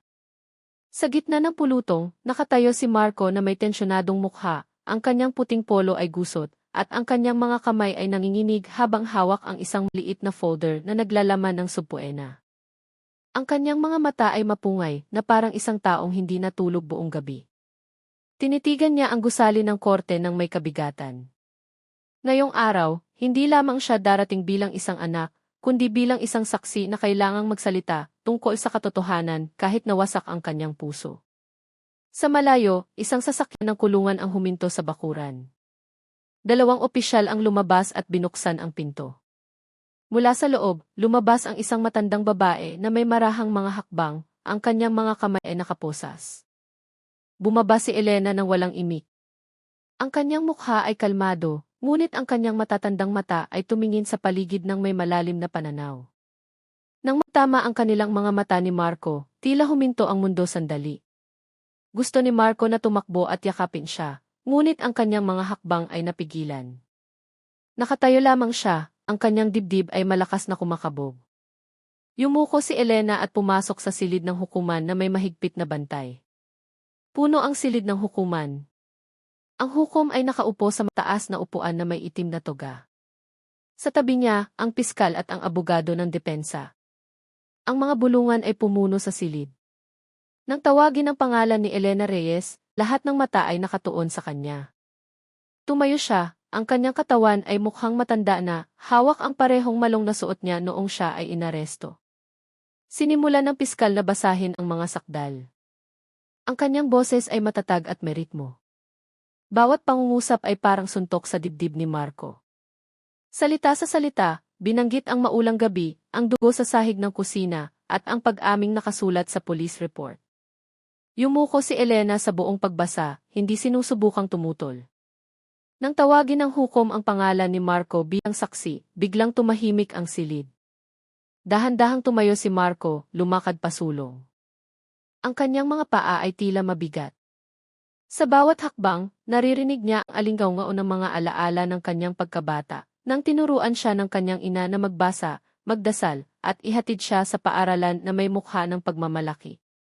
Ngayon, sa parehong lugar, kailangan niyang magpatotoo para sa isang katotohanang sumasakit sa kanilang dalawa. Tinitigan siya ng hukom ng may kahinahunan. Ginoong saksi, totoo po ba na sa gabi ng insidente, ang akusado at ang biktima ay nasa bahay nang wala po kayo? Yumuko si Marco, ang kanyang boses ay mahina ngunit malinaw. Totoo po, kagalang-galang na hukom. Nagtatrabaho po ako sa Maynila noong gabing iyon. Tumango ang hukom at nagtanong muli, alam po ba ninyo kung mayroong mga pag-aaway sa pagitan ng akusado at ng biktima bago noon? Huminga ng malalim si Marco. Opo, kagalang-galang. Madalas po silang magkasamaan ng loob, pero hindi ko po inasahan na magtatapos ang lahat ng ganito. Ang boses ni Marco ay pumiyok sa dulo ng pangungusap. Ang ilang tao sa silid ay yumuko, hindi kayang tingnan ang eksena. Binigyan siya ng hukom ng sandali. Lumunok si Marco, sinusubukang pigilan ang mga luha. Pagkatapos ay tiningnan niya ang kanyang ina na nakaupo sa silya ng akusado. Inay, patawarin niyo po ako, pero kailangan ko pong sabihin ang totoo. Naging tahimik ang silid, tanging ang tunog ng electric fan sa kisam ang maririnig. Nagpatuloy si Marco na may paos na boses. Ang nanay ko po ay isang mabuting babae. Pinalaki niya po ako ng may pagmamahal. Pero simula po noong nag-asawa ako, naging hindi na po maganda ang samahan sa bahay. Alam ko pong nakaramdam ng pagkawala ang nanay ko. Natakot po siyang lumayo ako. Hindi ko po inisip na ang takot na iyon ay maaaring maging isang bagay na ganito kasama. Tumulo ang luha mula sa kanyang mga mata. Huminto siya sandali sa pagsasalita. Tumingin ang hukom na may awa. Mabilis na nagtala ang piskal habang ang abogado ay yumuko na may mabigat na ekspresyon. Ipinikit ni Marco ang kanyang mga mata sandali at nagpatuloy. Nagpapatotoo po ako hindi para parusahan, kundi para maging malinaw ang lahat. Totoo pong umamin ang nanay ko at hindi ko po kayang tutulan ang mga ebidensya. Pero nakikiusap po ako, kung ang batas po ay magbibigay ng hustisya, sana po ay magbigay din ang Diyos ng kapatawaran. Naging tahimik ang silid. Tinitigan ni Elena ang kanyang anak mula sa malayo. Ang kanyang mga luha ay tumulo ng walang tunog. Nais niyang magsalita, nais niyang yakapin, ngunit lahat ay maaari lamang mangyari sa loob ng kanyang puso. Marahang pinukpok ng hukom ang kanyang martilyo. Suspendido ang sesyon sa loob ng ilang minuto. Dahan-dahang tumayo ang lahat. Lumabas si Marco na may mabigat na mga hakbang. Sa pasilyo, naghihintay na si Padre Mateo na may kalmadong mukha. Anak, ginawa mo ang tama. Ang iyong katapatan ang pinakamalaking patunay ng iyong pagmamahal sa iyong ina. Marahang tumango si Marco. Tumingin siya sa langit na nakikita sa bintana. Ang sikat ng araw sa tanghali ay tumago sa mga ulap, lumilikha ng isang mainit na liwanag sa sahig ng pasilyo. Sa liwanag na iyon, naramdaman niyang may isang bagay na nawala sa kanyang dibdib. Hindi kaluwagan kundi pagtanggap. Ang paglilitis noong araw na iyon ay nagtapos sa mga mahinang iyak mula sa maraming tao sa silid. Walang makapagsabi kung alin ang mas masakit, ang maging isang inang pinarusahan dahil sa pag-ibig, o ang maging isang anak na kailangang magpatotoo laban sa sariling dugo. Noong hapong iyon, muling naging makulimlim ang langit sa Laguna. Sa bakuran ng korte, lumingon sandali si Elena bago pumasok sa sasakyan ng kulungan. Nagtama ang kanilang mga mata ni Marco sa huling pagkakataon noong araw na iyon. Walang salitang binitawan, tanging isang mahabang tingin na puno ng sakit at pagmamahal na hindi pa namamatay. Ilang linggo matapos ang huling paglilitis, ang langit sa Laguna ay tila madilim. Itim na ulap ang nakabitin sa ibabaw ng gusali ng korte nang basahin ng hukom ang hatol. Puno ang silid, ngunit walang ibang tunog kundi ang tiktak ng orasan sa dingding. Dahan-dahan ngunit matatag ang boses ng hukom. Ipinapahayag na si Elena Reyes ay napatunayang nagkasala ng planadong pagpatay sa kanyang manugang na si Elias Salvador. Ang parusang habambuhay na pagkabilanggo ay ipinapataw na isinasaalang-alang ang edad at tapat na pag-amin ng akusado. Nang 3 beses na pinukpok ang martilyo, ang ilan ay huminga ng maluwag, ang iba ay yumuko sa katahimikan. Ang pamilya ni Elia na nakaupo sa harap ay magkakahawak kamay. Ang mga luha ay dumaloy ng walang salita. Samantala, si Elena ay yumuko lamang. Walang iyak, walang sigaw. Tinanggap niya ito ng may kalmadong mukha, na parang isang taong nakipagkasundo na sa kanyang tadhana. Si Marco, na nakaupo sa silya ng saksi, ay tinitigan ang kanyang ina na may mga matang mailuha. Alam niyang makatarungan ang hatol, ngunit parang isang kutsilyong humihiwa sa kanyang puso, sa pagitan ng hustisya, para sa kanyang asawa at pagmamahal sa kanyang ina. Pagkatapos ng sesyon, lumabas siya na may mabigat na mga hakbang. Sa bakuran ng korte, umambon. Si Padre Mateo ay nakatayo sa ilalim ng payong, naghihintay na may kalmadong mukha. Anak, hindi ito ang katapusan ng lahat, malumanay na sabi ng pari. Marahang tumango si Marco. Sumagot siya sa mahinang boses. Pero parang nawala na po ang lahat, Padre. Ang nanay ko po ay nasa kulungan, ang asawa ko po ay wala na. Ano pa po ang natitira sa akin ngayon? Marahang tinapik ni Padre Mateo ang kanyang balikat. Ang natitira ay ang iyong buhay, anak. Isang buhay na kailangang ipagpatuloy. Hindi para makalimot, kundi para tubusin sa pamamagitan ng kabutihan. Sa mga sumunod na linggo, nagsimulang magbago ang buhay sa Barangay San Isidro. Ang tindahan na dati ay puno ng tawanan ay ngayon ay puno na lamang ng mga mahinang bulungan. Ang pangalan ni Elena Reyes ay binabanggit ng may pag-iingat. Ang mga bata ay pinagbawalan maglaro sa harap ng lumang bahay na kahoy. May nagsasabing minumulto na ang bahay. May nagsasabi namang iyon ay anino lamang ng nakaraan. Pinili ni Marco na manirahan sa bahay ng kanyang matalik na kaibigan. Tuwing umaga, naglalakad siya sa maputik na daan patungo sa bukid. Sa kanyang balikat, nakasabit ang isang asarol, sa kanyang ulo, isang lumang sombrero. Hindi na siya gaanong nagsasalita, ngunit alam ng lahat ng nakakakita sa kanya na may malaking pasanin na hindi niya masabi. Minsan sa palengke, yumuyuko ang mga tao kapag nakakasalubong siya. Mayroong mahinang bumubulong, mayroon ding nagkukunwaring hindi nakikita. Ngunit si Marco ay patuloy na bumabati ng magalang kahit hindi lahat ay sumasagot. Alam niyang ang sugat sa puso ng mga tao ay hindi agad naghihilom. Isang hapon, nang ang langit ay nagsimulang maging kulay kahel, pumunta si Marco sa bukid sa gilid ng kawayanan. Doon, marahang umihip ang hangin, dala ang amoy ng basang lupa. Umupo siya sa pilapil, pinagmamasdan ang araw na dahan-dahang lumulubog sa likod ng burol. Sa malayo, ang tunog ng azan para sa maghrib ay narinig mula sa kapilya ng barangay. Sa katahimikang iyon, nagsalita siya ng mahina sa kanyang sarili. Inay. Leah. Hindi ko alam kung paano magpapatuloy, pero gusto kong matutong magpatawad. Siguro binibigyan pa ako ng Diyos ng panahon para tubusin ang lahat. Samantala, sa likod ng mga rehas ng kulungan ng mga babae, si Elena Reyes ay tahimik na ginugugol ang kanyang mga araw. Tuwing madaling araw, mas maaga siyang bumabangon, naghuhugas gamit ang malamig na tubig, at taimtim na nagdarasal. Sa pagitan ng kanyang mga panalangin, iisang pangalan lamang ang paulit-ulit niyang binabanggit, Marco. Nagtatrabaho siya sa kusina ng kulungan, tumutulong sa paghahanda ng pagkain para sa ibang mga bilanggo.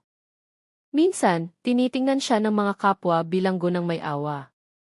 Alam nila ang kanyang kwento mula sa mga pahayagan, isang inang nawala ng kontrol dahil sa labis na pag-ibig. Ngunit si Elena ay bihirang magsalita. Ngumingiti lamang siya ng bahagya at sinasabi ng mahina, ang tao ay maaaring magkamali, ngunit ang Diyos ay laging may paraan para ituro ang kahulugan ng pasensya. Isang araw, isang opisyal ng kulungan ang dumating na may dalang sulat. Ang sulat ay mula kay Marco. Ang kanyang sulat kamay ay maayos ngunit nanginginig. Inay, nakapunta na po ako sa bahay. Tahimik po ang lahat, pero alam kong ang mga panalangin ninyo ay naroon pa rin sa bawat sulok. Hindi na po ako galit, Inay. Gusto ko lang pong malaman ninyo na ipinagdarasal ko po kayo mula sa malayo. Sana po ay bigyan kayo ng kalusugan at kapayapaan. Matagal na binasa ni Elena ang sulat, namumuo ang luha sa kanyang mga mata. Tumingin siya sa kisam ng selda at ipinikit ang kanyang mga mata. Nanginig ang kanyang puso. Alam niyang ang panalangin ng kanyang anak ay isang maliit na liwanag na tumatago sa kadiliman ng kanyang puso. Ilang linggo pagkatapos noon, nagsimulang muling magtrabaho si Marco sa taniman ng kamoteng kahoy na naiwan ng kanyang ina. Muli siyang nagtanim, nilinis ang mga damo, at inayos ang bakod na kawayan na sira na. Dahan-dahan, ang ilang residente ay nagsimulang bumati sa kanya. Mayroong mahinang bumabati sa daan, mayroong nagpapadala ng mensahe na magpakatatag. Sa maliit na kapilya malapit sa palayan, nagsimula siyang muling magsimba. Ang mga mukha na dati ay umiiwas sa kanya ay nagsimula ng tumango. Siguro may paraan talaga ang oras para maghilom, mahina niyang naisip. Isang gabi, matapos magronda kasama ang mga kabataan sa barangay, mag-isang nakaupo si Marco sa beranda. Marahang umihip ang hangin, dala ang huni ng mga kuliglig. Tumingin siya sa langit na puno ng bituin at mumiti ng bahagya. Inay. Leah. Sana ay payapa na kayo kung nasaan man kayo. Magpapatuloy ako kahit mabagal dahil alam kong hindi humihinto ang buhay sa isang sugat lamang. Noong gabing iyon, ang langit sa San Isidro ay maliwanag dahil sa kabilugan ng buwan. Sa malamig na hangin, ang tunog ng pagroronda ay marahang umalingaw mula sa malayo. At sa gitna ng mga tunog ng gabi, ang panalangin ni Marco ay lumipad, tumago sa katahimikan, patungo sa malawak na kalangitan. Nagsimula ang araw sa barangay San Isidro sa mga hamog na tumutulo sa dulo ng mga dahon ng kamoteng kahoy. Ang mga ibon ay umaawit mula sa mga sanga ng puno ng aratiles sa gilid ng daan, at ang amoy ng kape mula sa bahay ni Aling Nena ay kumakalat sa hangin. Ang araw na iyon ay hindi espesyal para sa karamihan. Ngunit para kay Marco, ang umagang iyon ay parang isang bagong simula. Halos 2 buwan na mula nang magsimula ang sentensya ng kanyang ina. Kahit na hindi pa nawawala ang sugat sa kanyang puso, natuto nang umiti si Marco kahit paminsan-minsan lang. Nagtatrabaho siya sa bukid mula pa bago sumikat ang araw, nagtatanim ng mga buto ng mais at nililinis ang mga natirang sanga. Ang kanyang mga kamay ay puno ng lupa, ngunit ang kanyang puso ay unti-unting gumagaan sa tuwing nakikita niyang may maliliit na usbong na lumalabas mula sa lupa. Sa gilid ng bukid, isang babaeng nasa katanghalian ang edad ang nakatayong nagmamasid. Siya si Aling Darmi, isang matagal ng kapitbahay na madalas makipagpalitan ng gulay kay Elia noon. Pagkatapos ng matagal na pag-iwas, sa araw na iyon, naglakas loob siyang lumapit, dala ang isang tali ng sariwang dahon ng kamote. Nagulat si Marco nang makita siya. Umiti si Aling Darmi ng may hiya at sinabi ng mahina, "Marco, heto ang dahon ng kamote mula sa hardin ko. Baka gusto mong lutuin mamaya." Tinanggap ito ni Marco gamit ang dalawang kamay. Basa ang kanyang mga mata, ngunit ngumiti siya. "Salamat po, Aling Darmi. Matagal na pong walang nagdadala ng anuman sa bahay." Tumango si Aling Darmi. "Natakot akong makipag-usap noon, anak. Minsan, mabilis manghusga ang mga tao dito, pero alam kong hindi ka masamang tao. Pinasan mo lang ang kasalanang hindi sa iyo." Ang mga salitang iyon ay nagpanginig sa dibdib ni Marco. Hindi siya makasagot. Yumuko lamang siya at nagpasalamat ng mahina. Mabilis na kumalat ang balita tungkol sa pagdalaw ni Aling Darmi. Kinabukasan, dumating si Mang Darto na may dalang isang garapon ng tuyo. Sinundan ito ni Mang Udin na nag-alok ng tulong sa pag-aayos ng butas sa bubong. Walang masyadong nagsasalita, lahat ay ginawa ng tahimik ngunit taos puso, na parang paraan ng mga taga-nayon na humingi ng tawad ng walang salita. Nagsimulang sumali si Marco sa mga gawain sa kapilya. Tumulong siyang magpinta ng mga dingding, magpalit ng mga lumang banig, at mag-igib ng tubig para sa paghugas. Sa gabi, muli siyang sumama sa pagroronda kasama ang mga kabataan. Sa simula, hindi pa sila komportable, ngunit unti-unti, nagsimulang marinig ang mga mahinang tawa. Isang gabi habang nagroronda, umupo si Andri, isa sa mga kabataan, sa tabi ni Marco habang humihigop ng mainit na kape. "Kuya, dati takot akong kausapin ka, pero nang makita kitang mag-isang nagtatrabaho sa bukid, napagtanto kong mabuti kang tao. Huwag mong pansinin ang sinasabi ng iba, kuya. Maiintindihan din nila sa tamang panahon." Ngumiti si Marco, marahang tinapik ang balikat ni Andri. "Salamat, Dre. Minsan, iyon lang ang kailangan ko, isang taong handang maniwala ulit."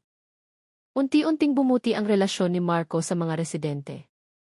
Tumulong siya sa mga kasalan, nagbuhat ng mga mesa, naghanda ng mga upuan, at sumali pa sa pagtugtog ng rebana sa isang pagdiriwang. Sa tuwing humingiti siya, nagsimulang sumagot ang mga tao sa ngiti na iyon. Mayroon pa ring mga tingin ng pagdududa, ngunit nagsimula na ring tumubo ang respeto. Sa gitna ng prosesong iyon, isang bagong tao ang nagdala ng ibang kulay sa buhay ni Marco.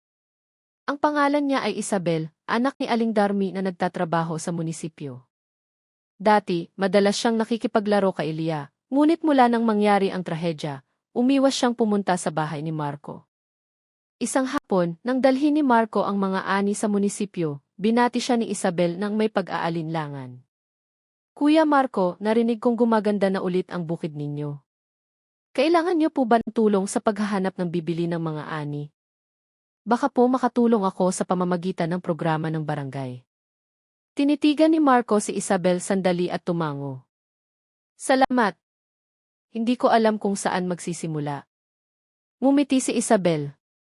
"Walang anuman po, kuya. Lahat ng tao ay may karapatan sa pangalawang pagkakataon." Simula noon, madalas nang pumunta si Isabel sa bukid upang tumulong sa pagtatala ng mga ani.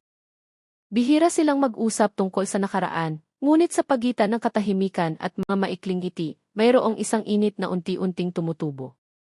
Hindi isang nagmamadaling pag-ibig, kundi isang pag-unawa na isinilang mula sa parehong sugat. Ngunit hindi lahat ay natutuwa sa kanilang pagiging malapit. Ang ilang residente ay nagsimulang magbulungan muli sa tindahan. May nagsasabing masyadong malapit si Isabel sa anak ng isang mamamatay tao. May nanunukso kay Aling Darmi ng patago. Ngunit sa pagkakataong ito, hindi na nahimik si Aling Darmi. Sumagot siya ng mahinahon. "Kung tatanggihan natin ang isang taong gustong magbago, sino pa ang tutulong sa kanya?" Ang mga salitang iyon ay nagpatahimik sa marami. Samantala, sa kulungan, nakatanggap muli ng sulat si Elena mula sa kanyang anak. Maikli ngunit puno ng init. "Inay, gumaganda na po ulit ang bukid natin. Matataas na po ang mais at malalago ang dahon ng kamote. Nagsisimula na pong bumati sa akin ang mga tao. Salamat po sa mga panalangin ninyo. Pangako ko pong patuloy akong magtatanim, hindi lang sa lupa, kundi pati na rin sa puso. Binasa ni Elena ang sulat habang tumutulo ang kanyang mga luha. Niyakap niya ang papel sa kanyang dibdib at matagal na nagdasal. Salamat po, Panginoon. Nakakangiti pa rin ang anak ko. Lumipas ang panahon. Dumating ang anihan. Nakatayo si Marco sa gitna ng bukid, pinagmamasdan ang mga hanay ng tanim na sumasayaw sa hangin. Sa malayo, ang mga residente ay dumarating upang tumulong sa pagpitas ng mais at pagtali ng kamote. Ang tunog ng mahinang tawa ay nagsimulang muling marinig sa bukid na dati ay puno lamang ng katahimikan. Tumingin si Marco sa langit, puno ng pasasalamat ang kanyang puso. Alam niyang hindi mawawala ang sugat ng nakaraan, ngunit mula sa sugat na iyon, isang bagong binhi ang tumubo, na tinatawag na pag-asa. Maliwanag ang langit sa Laguna noong umagang iyon. Pagkatapos ng ulan kagabi, ang daan patungo sa kulungan ng mga babae ay tila tahimik. Ang mga puno sa gilid ng daan ay nagpapakita ng malumanay na sikat ng araw, lumilikha ng mga aninong dahan-dahang gumagalaw sa basang lupa.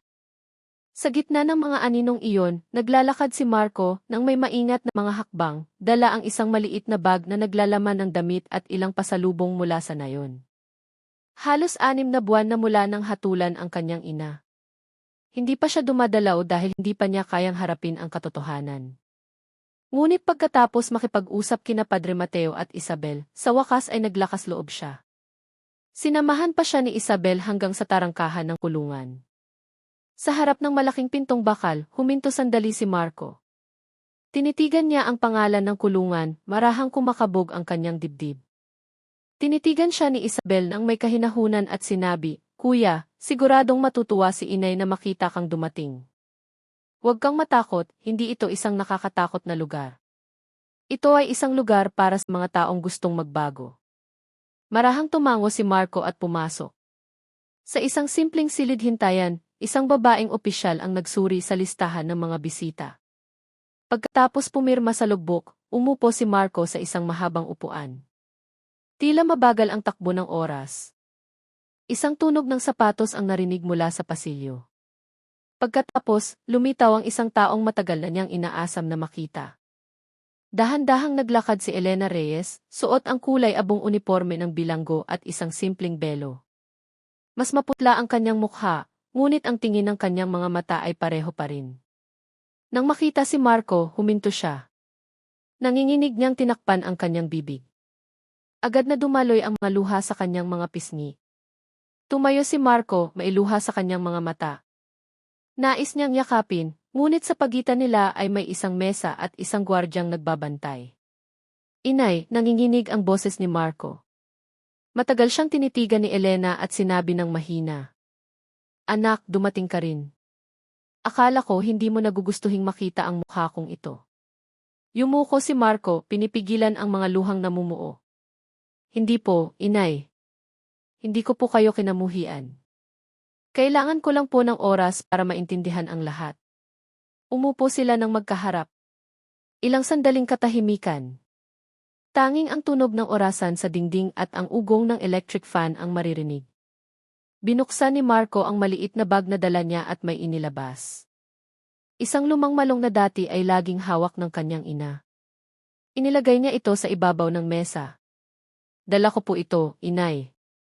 Natagpuan ko po sa bahay. Sabi niyo po dati, bigay ito ng yumaong tatay." Hinawakan ni Elena ang tela ng may nanginginig na mga kamay. Sandaling nanigas ang kanyang mukha, pagkatapos ay dahan-dahang ngumiti. "Salamat, anak. Ang telang ito ang lagi kong niyayakap tuwing gabi matapos mamatay ang tatay mo. At pagkatapos noon, sa tuwing natatakot akong mawala ka, ito ulit ang niyayakap ko." Tumulo ang luha sa mga pisngi ni Marco. Yumuko siya. "Inay, naiintindihan ko na po ngayon.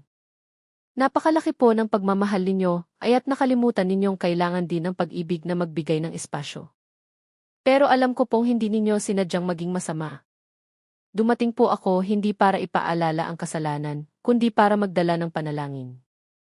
Humagulgol si Elena, tinakpan ang kanyang mukha ng 2 kamay. Yumuko si Marco, hinawakan ang malamig na kamay ng kanyang ina. Matagal silang tahimik, tanging mga luha ang nagsasalita. Ang gwardiya ay nakatayo ilang hakbang sa likuran, nakayuko na may namumuong luha sa mga mata. Pagkaraan ng ilang sandali, sinabi ni Elena ng mahina, "Anak, huwag ka nang malungkot. Mahaba pa ang buhay mo. Binabayaran ko na ang lahat ng pagkakamaling ito sa natitirang panahon ko dito.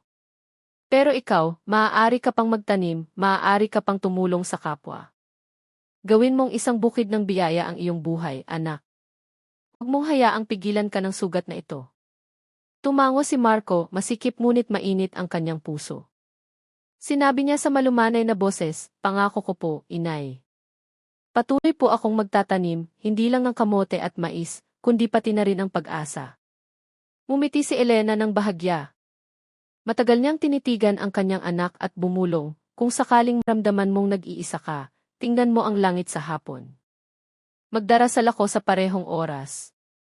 Baka magtagpo ang ating mga panalangin sa pagitan ng mga ulap." Nagkatinginan sila, sinusubukang pigilan ang oras na mabilis na lumilipas. Nang magbigay ng senyas ang gwardiya na tapos na ang oras ng dalaw, dahan-dahang tumayo si Marco. Tinitigan niya ang kanyang ina sa huling pagkakataon noong araw na iyon. "Inay, ingatan niyo po ang sarili ninyo. Babalik po ako at magdadala po ako ng magandang balita." Tumango si Elena, ang kanyang ngiti ay basa pa rin ng mga luha. Nang lumabas si Marco mula sa silid ng dalaw, naghihintay na si Isabel sa bakuran. Nakatayo siya sa ilalim ng isang puno ng talisay, may hawak na 2 bote ng tubig. Nang makita ang mukha ni Marco na basa ng luha, walang itinanong si Isabel. Inabot lamang niya ang tubig at sinabi ng malumanay, "Kuya, siguradong ipinagmamalaki ka ni inay." Tumango si Marco, mahina ang kanyang boses. "Isabel. Ngayong araw, parang nakauwi na ako pagkatapos ng matagal na pagkaligaw. Ang paglalakbay pabalik sa San Isidro ay mas payapa.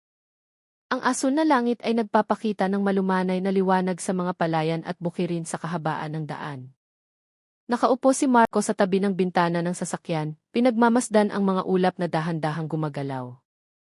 Sa kanyang puso, mayroong isang kapayapaang matagal nang nawala. Nang makarating sa nayon, hapon na. Umihip ang hangin, dala ang amoy ng basang lupa. Sa beranda ng bahay, sinalubong siya ni Aling Darmi na may ngiti. Sa malayo, ang tunog ng mga batang nagtatawanan sa daan. Ang nayon na dati ay nagsara ng pinto ay nagsimula ng muling magbukas. Tumingin si Marco sa direksyon ng bukid at bumulong ng mahina. "Salamat, inay. Aalagaan ko ang panalangin ito tulad ng pag-aalaga ninyo sa pag-ibig." Noong gabing iyon, sa ilalim ng liwanag ng buwan, tinitigan ni Marco ang langit. Alam niyang ang kanyang ina sa malayong lugar ay ginagawa rin ang parehong bagay. 2 pusong dating pinaghiwalay ng kasalanan at pighati ay muling pinag-isa ng panalangin umaakyat kasama ng hangin sa gabi. Napalitan na ang tag-ulan. Malinis ang kalangitan sa San Isidro, naninilaw na ang mga palayan at ang hangin sa umaga ay puno ng amoy ng hinog na palay. Nagsimula ng muling kumiti ang mga residente. Ang daanang lupa na dati ay tahimik ay ngayon ay maingay na sa tawanan ng mga bata, mga naglalako, at ang tunog ng mga kariton na dumadaan dala ang mga ani. Naglalakad si Marco sa pilapil, dala ang asarol sa balikat. Sa tabi niya, si Isabel ay marahang humahakbang na may hawak na notebook. Kararating lang nila mula sa munisipyo matapos ang isang maikling pulong tungkol sa plano ng pagtatatag ng isang hardin para sa komunidad. Ang ideya ay nagmula kay Isabel, na ngayon ay isang kawani sa programa ng seguridad sa pagkain ng nayon. Tiningnan ni Isabel si Marco at sinabi ng mahina, "Kuya, gusto kong ang hardin na ito ay hindi lamang para sa mga ani, kundi isang lugar din kung saan matututo ang mga taga-nayon na magtanim ng pag-asa." Tinitigan siya ni Marco sandali at mumiti. "Para kang si inay kong magsalita," sabi niya sa mababang boses. "Dati, ganyan din ang laging sinasabi ni inay. Ang lupang inaalagaan natin ay magpapatubo hindi lamang ng pagkain, kundi pati na rin ng kapayapaan." Ilang linggo pagkatapos, nagsimulang buksan ang hardin ng komunidad sa isang bakanting lot sa gilid ng nayon, malapit sa isang maliit na ilog na malinaw ang tubig. Ang mga residente ay dumating na may dalang mga buto, asarol at sigla. May nagtanim ng sili, may nagtanim ng kamote, at mayroon ding nagtanim ng mga bulaklak sa gilid ng pilapil. Ang mga bata ay tumatakbo na may dalang maliliit na timba, tumatawa kapag ang kanilang mga paa ay lumulubog sa putik. Si Marco ang naging pangunahing tagapangasiwa. Itinuro niya kung paano gumawa ng natural na pataba at ayusin ang daloy ng tubig. Tuwing hapon, itinatala ni Isabel ang mga nagawa habang nagbabasa ng isang maikling panalangin bago umuwi. Mula sa simpleng gawaing iyon, ang hardin ay naging isang lugar na nag-ugnay sa maraming pusong dating nasira dahil sa nakaraan. Isang hapon, matapos ang isang buong araw na trabaho, umupo si Marco sa ilalim ng isang malaking puno ng mangga sa gilid ng hardin. Ang sikat ng hapon ay tumatama sa kanyang mukha na nagsisimula ng umitim. Dumating si Isabel na may dalang 2 baso ng tubig ng niyog. Umupo siya sa tabi niya at mumiti. Kuya, nagsisimula ng mabuhay ang hardin na ito. Tingnan mo, napakaluntian ng mga dahon. Tiningnan ni Marco ang luntiang tanawin sa harap nila at sumagot ng mahina. Akala ko dati, tapos na ang buhay ko, pero pala, binibigyan lang tayo ng Diyos ng pagkakataong magtanim ng isang bagong bagay. Tinitigan siya ni Isabel ng tahimik, ang kanyang mga mata ay kumikinang sa ilalim ng liwanag ng takip silim. Dahan-dahang nagbago ang San Isidro. Ang mga residenteng dati ay nag-iiwasan ay ngayon ay nagtutulungan na. Sa gabi, muling naging masigla ang kapilya. Ang mga kabataan ay nagpapalitan sa pagroronda, at sa kanilang outpost, madalas silang nag-uusap na may magaan na tawanan. Ang pangalan ni Elena Reyes ay hindi na binabanggit sa tono ng takot, kundi maihalong awa at pag-unawa. Nagsimulang matuto ang mga tao na ang pag-ibig na naligaw ng landas ay hindi puot, kundi isang aral tungkol sa mga limitasyon ng tao. Isang araw, isang sulat mula sa kulungan ang dumating. Ang sulat ay isinulat ng may nanginginig na kamay, ngunit ang nilalaman ay puno ng kapayapaan. Anak, narinig kong nagbukas ka ng isang hardin para sa komunidad. Ipinagmamalaki kita. Patuloy kang magtanim ng kabutihan dahil iyon ang tanging paraan para tubusin ang mga pagkakamali ko. Huwag mo akong alalahanin. Dito, araw-araw akong natututo tungkol sa pasensya at pagtanggap. Kung sakaling mamulaklak ang mga bulaklak sa hardin mo, isipin mong iyon ay pagbati mula sa akin. Matagal na binasa ni Marco ang sulat. Tumulo ang kanyang mga luha sa papel. Tiningnan niya si Isabel na nakaupo sa kabilang panig at sinabi ng mahina. Sa tuwing binabasa ko ang sulat ni Inay, parang yayakap niya ako sa pamamagitan ng kanyang mga salita. Ngumiti si Isabel. Siguro nga po, kuya. Ang pagmamahal ng isang ina ay hindi kailanman namamatay, nagbabago lamang ng anyo. Lumago ang hardin ng komunidad. Ang unang ani ay ipinamahagi sa mga nangangailangan. Ang ilan ay ibinigay sa isang ampunan sa kalapitbayan. Ang araw ng anihan na iyon ay naging pinakamakasaysayang araw para sa San Isidro. Ang mga residente ay nagkumpulan sa hardin, may dalang mga pagkain mula sa kanilang mga bahay. Ang tunog ng rebana ay narinig. Ang mga bata ay sumasayaw sa pagitan ng mga hanay ng mais, at ang hangin ng hapon ay puno ng amoy ng lupa at mga lutong bahay. Nakatayo si Marco sa gitna ng pulutong, pinagmamasdan ang lahat na may mga matang mailuha. Lumapit sa kanya si Padre Mateo at tinapik ang kanyang balikat. Anak, tingnan mo. Ito ang himala ng isang pusong handang magbago. Mula sa isang bukid na dati ay puno ng pighati, ngayon ay tumutubo ang kaligayahan. Yumuko si Marco, pinunasan ang kanyang mga mata at sumagot, lahat po ng ito ay hindi dahil sa akin, Padre. Ito po ay dahil sa panalangin ni Inay at sa kabutihan ng mga taong handang maniwala ulit. Nakatayo si Isabel hindi kalayuan sa kanila, pinagmamasdan si Marco na may malumanay ng ngiti. Alam niyang hindi pa tuluyang naghihilom ang sugat sa puso ng lalaki, ngunit alam din niyang mula sa isang malalim na sugat, maaaring isilang ang isang lakas na hindi matitinag. Bago gumabi, nang magsimula ng umuwi ang mga residente, nanatili si Marco sa hardin. Tinitigan niya ang kulay kahel na langit na dahan-dahang nagiging lila. Dinala ng hangin ang tawanan ng mga bata mula sa malayo. Bumulong siya ng mahina na parang kinakausap ang langit. Inay, tingnan ninyo, lumalago ang bukid na ito. At ganoon din po ang puso ko. Mula sa likod ng mga ulap, ang unang sinag ng buwan noong gabing iyon ay lumitaw, malumanay at nagpapakalma. Marahang umihip ang hangin sa mga batang dahon na yumuyugyog, na tila bumubulong ng isang sagot. Dahan-dahang bumaba ang takip silim sa barangay San Isidro. Ang kalangitan, na may kulay gintong kahel, ay sumasalamin sa ibabaw ng mga palayan na nagsisimula ng matuyo pagkatapos ng anihan. Marahang umihip ang hangin ng hapon, dala ang amoy ng lupa at dayami. Sa malayo, ang tunog ng azan para sa Maghrib ay umalingaw mula sa tore ng maliit na kapilya, kasabay ng huni ng mga ibong pauwi na sa kanilang mga pugad. Nakatayo si Marco sa gilid ng hardin kasama si Isabel. Sa harap nila, ang mga hanay ng tanim na kamote at mais ay marahang yumuyugyug sa ihip ng hangin. Sa pagitan ng mga lunti ang dahon, ang huling sinag ng araw ay marahang tumatagos, tila isinasara ang araw sa isang panalangin. Tiningnan ni Isabel si Marco, ngumiti ng bahagya, at sinabi ng mahina, "Kuya, tingnan mo. Dati ang lugar na ito ay tahimik at puno ng mapait na alaala. Ngayon, tingnan mo, lahat ay muling tumutubo." Marahang tumango si Marco. Ang kanyang boses ay mababa ngunit kalmado. "Akala ko dati, tapos na ang buhay ko, pero pala, binibigyan lang tayo ng buhay ng isang pahinga para matuto. Walang sugat na tuluyang nawawala, ngunit mayroong isang paglago na isinilang mula sa sakit." Matagal siyang tinitigan ni Isabel. "Kuya, siguradong ipinagmamalaki ka ni inay ngayon." Ngumiti si Marco ng bahagya. "Naniniwala ako. Sa tuwing may itinatanim ako, nararamdaman kong tinutubos ko ang mga pagkakamali at dinudugtong ang mga panalangin dating naputol." Dahan-dahang bumaba ang gabi. Nagsimulang magsindi ng ilaw ang mga residente sa kanilang mga bahay. Ang tunog ng pagruronda ay marahang narinig.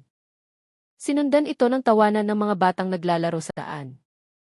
Muling nabuhay ang San Isidro tulad ng dati, ngunit sa pagkakataong ito, mas mainit, mas nagkakaunawaan. Ilang buwan pagkatapos, ang hardin ng komunidad ay naging pinagmamalaki ng nayon. Maraming tao mula sa labas ang dumating upang matuto kung paano magtanim at mamahala ng lupa ng walang lason. Si Marco ay naging isa sa mga tagapagsalita sa mga pagsasanay sa nayon. Kahit na malumanay ang kanyang boses, bawat salitang binibitawan niya ay naglalaman ng katapatan. Sinabi niya sa harap ng mga residente, ang buhay ay parang pagtatanim. Minsan, naghahasik tayo ng binhi na may kasamang luha. Ngunit kung aalagaan natin ng may pasensya, isang araw, ito ay lalago at magiging kaligayahan. Huwag tayong matakot sa nakaraan. Ang lupang dating tigang ay maaaring muling maging mataba kung handa nating bungkalin ito ng may puso. Ang mga taong nakikinig sa kanya ay yumuko. Mayroong nagpunas ng mata, mayroong ngumiti. Alam nilang ang mga salitang iyon ay isinilang mula sa isang mahabang paglalakbay. Isang lalaking dating nalunod sa pighati, ngunit piniling bumangon. Noong hapong iyon, pagkatapos ng programa, naglakad si Marco pauwi sa isang maliit na daan na humahati sa bukid. Sa langit, ang mga manipis na ulap ay dahan-dahang gumagalaw. Huminto siya sandali sa gilid ng isang maliit na ilog, tinitigan ang kanyang refleksyon sa malinaw na tubig. Ang kanyang mukha ay hindi na malungkot tulad ng dati. Mayroong isang bagong kapayapaan, isang kapayapaang nagmula sa pagtanggap. Sa bahay, muling dumating ang sulat mula sa kanyang ina. Ang kanyang sulat kamay ay nagsisimula ng manginig, ngunit ang nilalaman ay puno ng sigla. "Anak, hindi ko alam kung gaano pa katagal ako dito, pero payapa ako dahil alam kong natuto ka ng magpatawad. Huwag kang magtanim ng sama ng loob sa buhay. Maging isang taong nagtatanim ng kabutihan hanggang sa huling hininga mo." Dahan-dahang isinara ni Marco ang sulat, tinitigan ang langit ng hapon na may kulay ginto. Naramdaman niyang parang naririnig niya ang boses ng kanyang ina mula sa malayo, malumanay at nagpapakalma. Ngumiti siya at sinabi ng mahina, "Salamat po, inay. Patuloy po akong magtatanim tulad ng itinuro ninyo." Lumipas ang mga araw. Patuloy na nagtatrabaho sina Marco at Isabel sa hardin, nagbabahagi ng mga ani sa mga residente, nagtatanim ng mga bulaklak sa gilid ng daan, at pinapanatiling malinis ang kapilya. Minsan, nakaupo lamang sila sa beranda, pinagmamasdan ang langit ng gabi na puno ng bituin. Doon, nag-uusap sila tungkol sa buhay, sa pasensya, at sa mga panalangin hindi kailanman napuputol. Isang gabi, matapos magronda, mag-isang nakaupo si Marco sa hardin. Ang kabilugan ng buwan ay nakabitin sa langit, nagpapakita ng puting sinag sa mga dahon. Tumingin siya sa langit at bumulong ng mahina, "Inay. Leah." Sana ay payapa na kayo kung nasaan man kayo. Natutunan ko na pong ang pag-ibig ay hindi para magmay-ari, kundi para magpalakas. Marahang gumalaw ang hangin sa gabi, dumadaan sa mga puno ng kamote. Marahang nanginig ang mga dahon na tila sumasagot sa panalangin iyon. Sa malayo, ang tunog ng agos ng ilog ay marahang umalingaw-ngaw. Ipinikit ni Marco ang kanyang mga mata, naramdaman ang kapayapaang matagal na niyang hinahanap na sa wakas ay dumating sa katahimikan. Ngayon, ang Barangay San Isidro ay kilala hindi dahil sa trahedya nito, kundi dahil sa hardin ng komunidad na naging simbolo ng katatagan at pag-asa. Madalas sabihin ng mga residente sa mga bisita, dati, ang lugar na ito ay puno ng iyak, ngayon, puno na ng panalangin. Hindi kailanman kinalimutan ni Marco ang kanyang nakaraan. Inilagay niya ang isang maliit na larawan ng kanyang ina at ni Elia sa isang estanteng kahoy sa kanyang bahay. Tuwing umaga bago pumunta sa hardin, nagdarasal siya sa harap ng larawan na iyon. Ang kanyang puso ay payapa. Alam niyang ang dalawang babaeng pinakamamahal niya ay ngayon ay bahagi na ng mga panalangin nag-iingat sa kanyang mga hakbang araw-araw. Ang huling gabi sa kwentong ito ay isinasara ng liwanag ng buwan na tumatago sa mga siwang ng dahon ng kawayan. Sa tahimik na hangin, ang tunog ng azan para sa isya ay narinig mula sa malayo. Tinitigan ni Marco ang langit, ngumiti at lumakad pa uwi. Sa kanyang likuran, ang luntiang hardin ay kumikinang sa ilalim ng liwanag ng buwan na parang isang bukid ng panalangin na hindi kailanman matutuyo.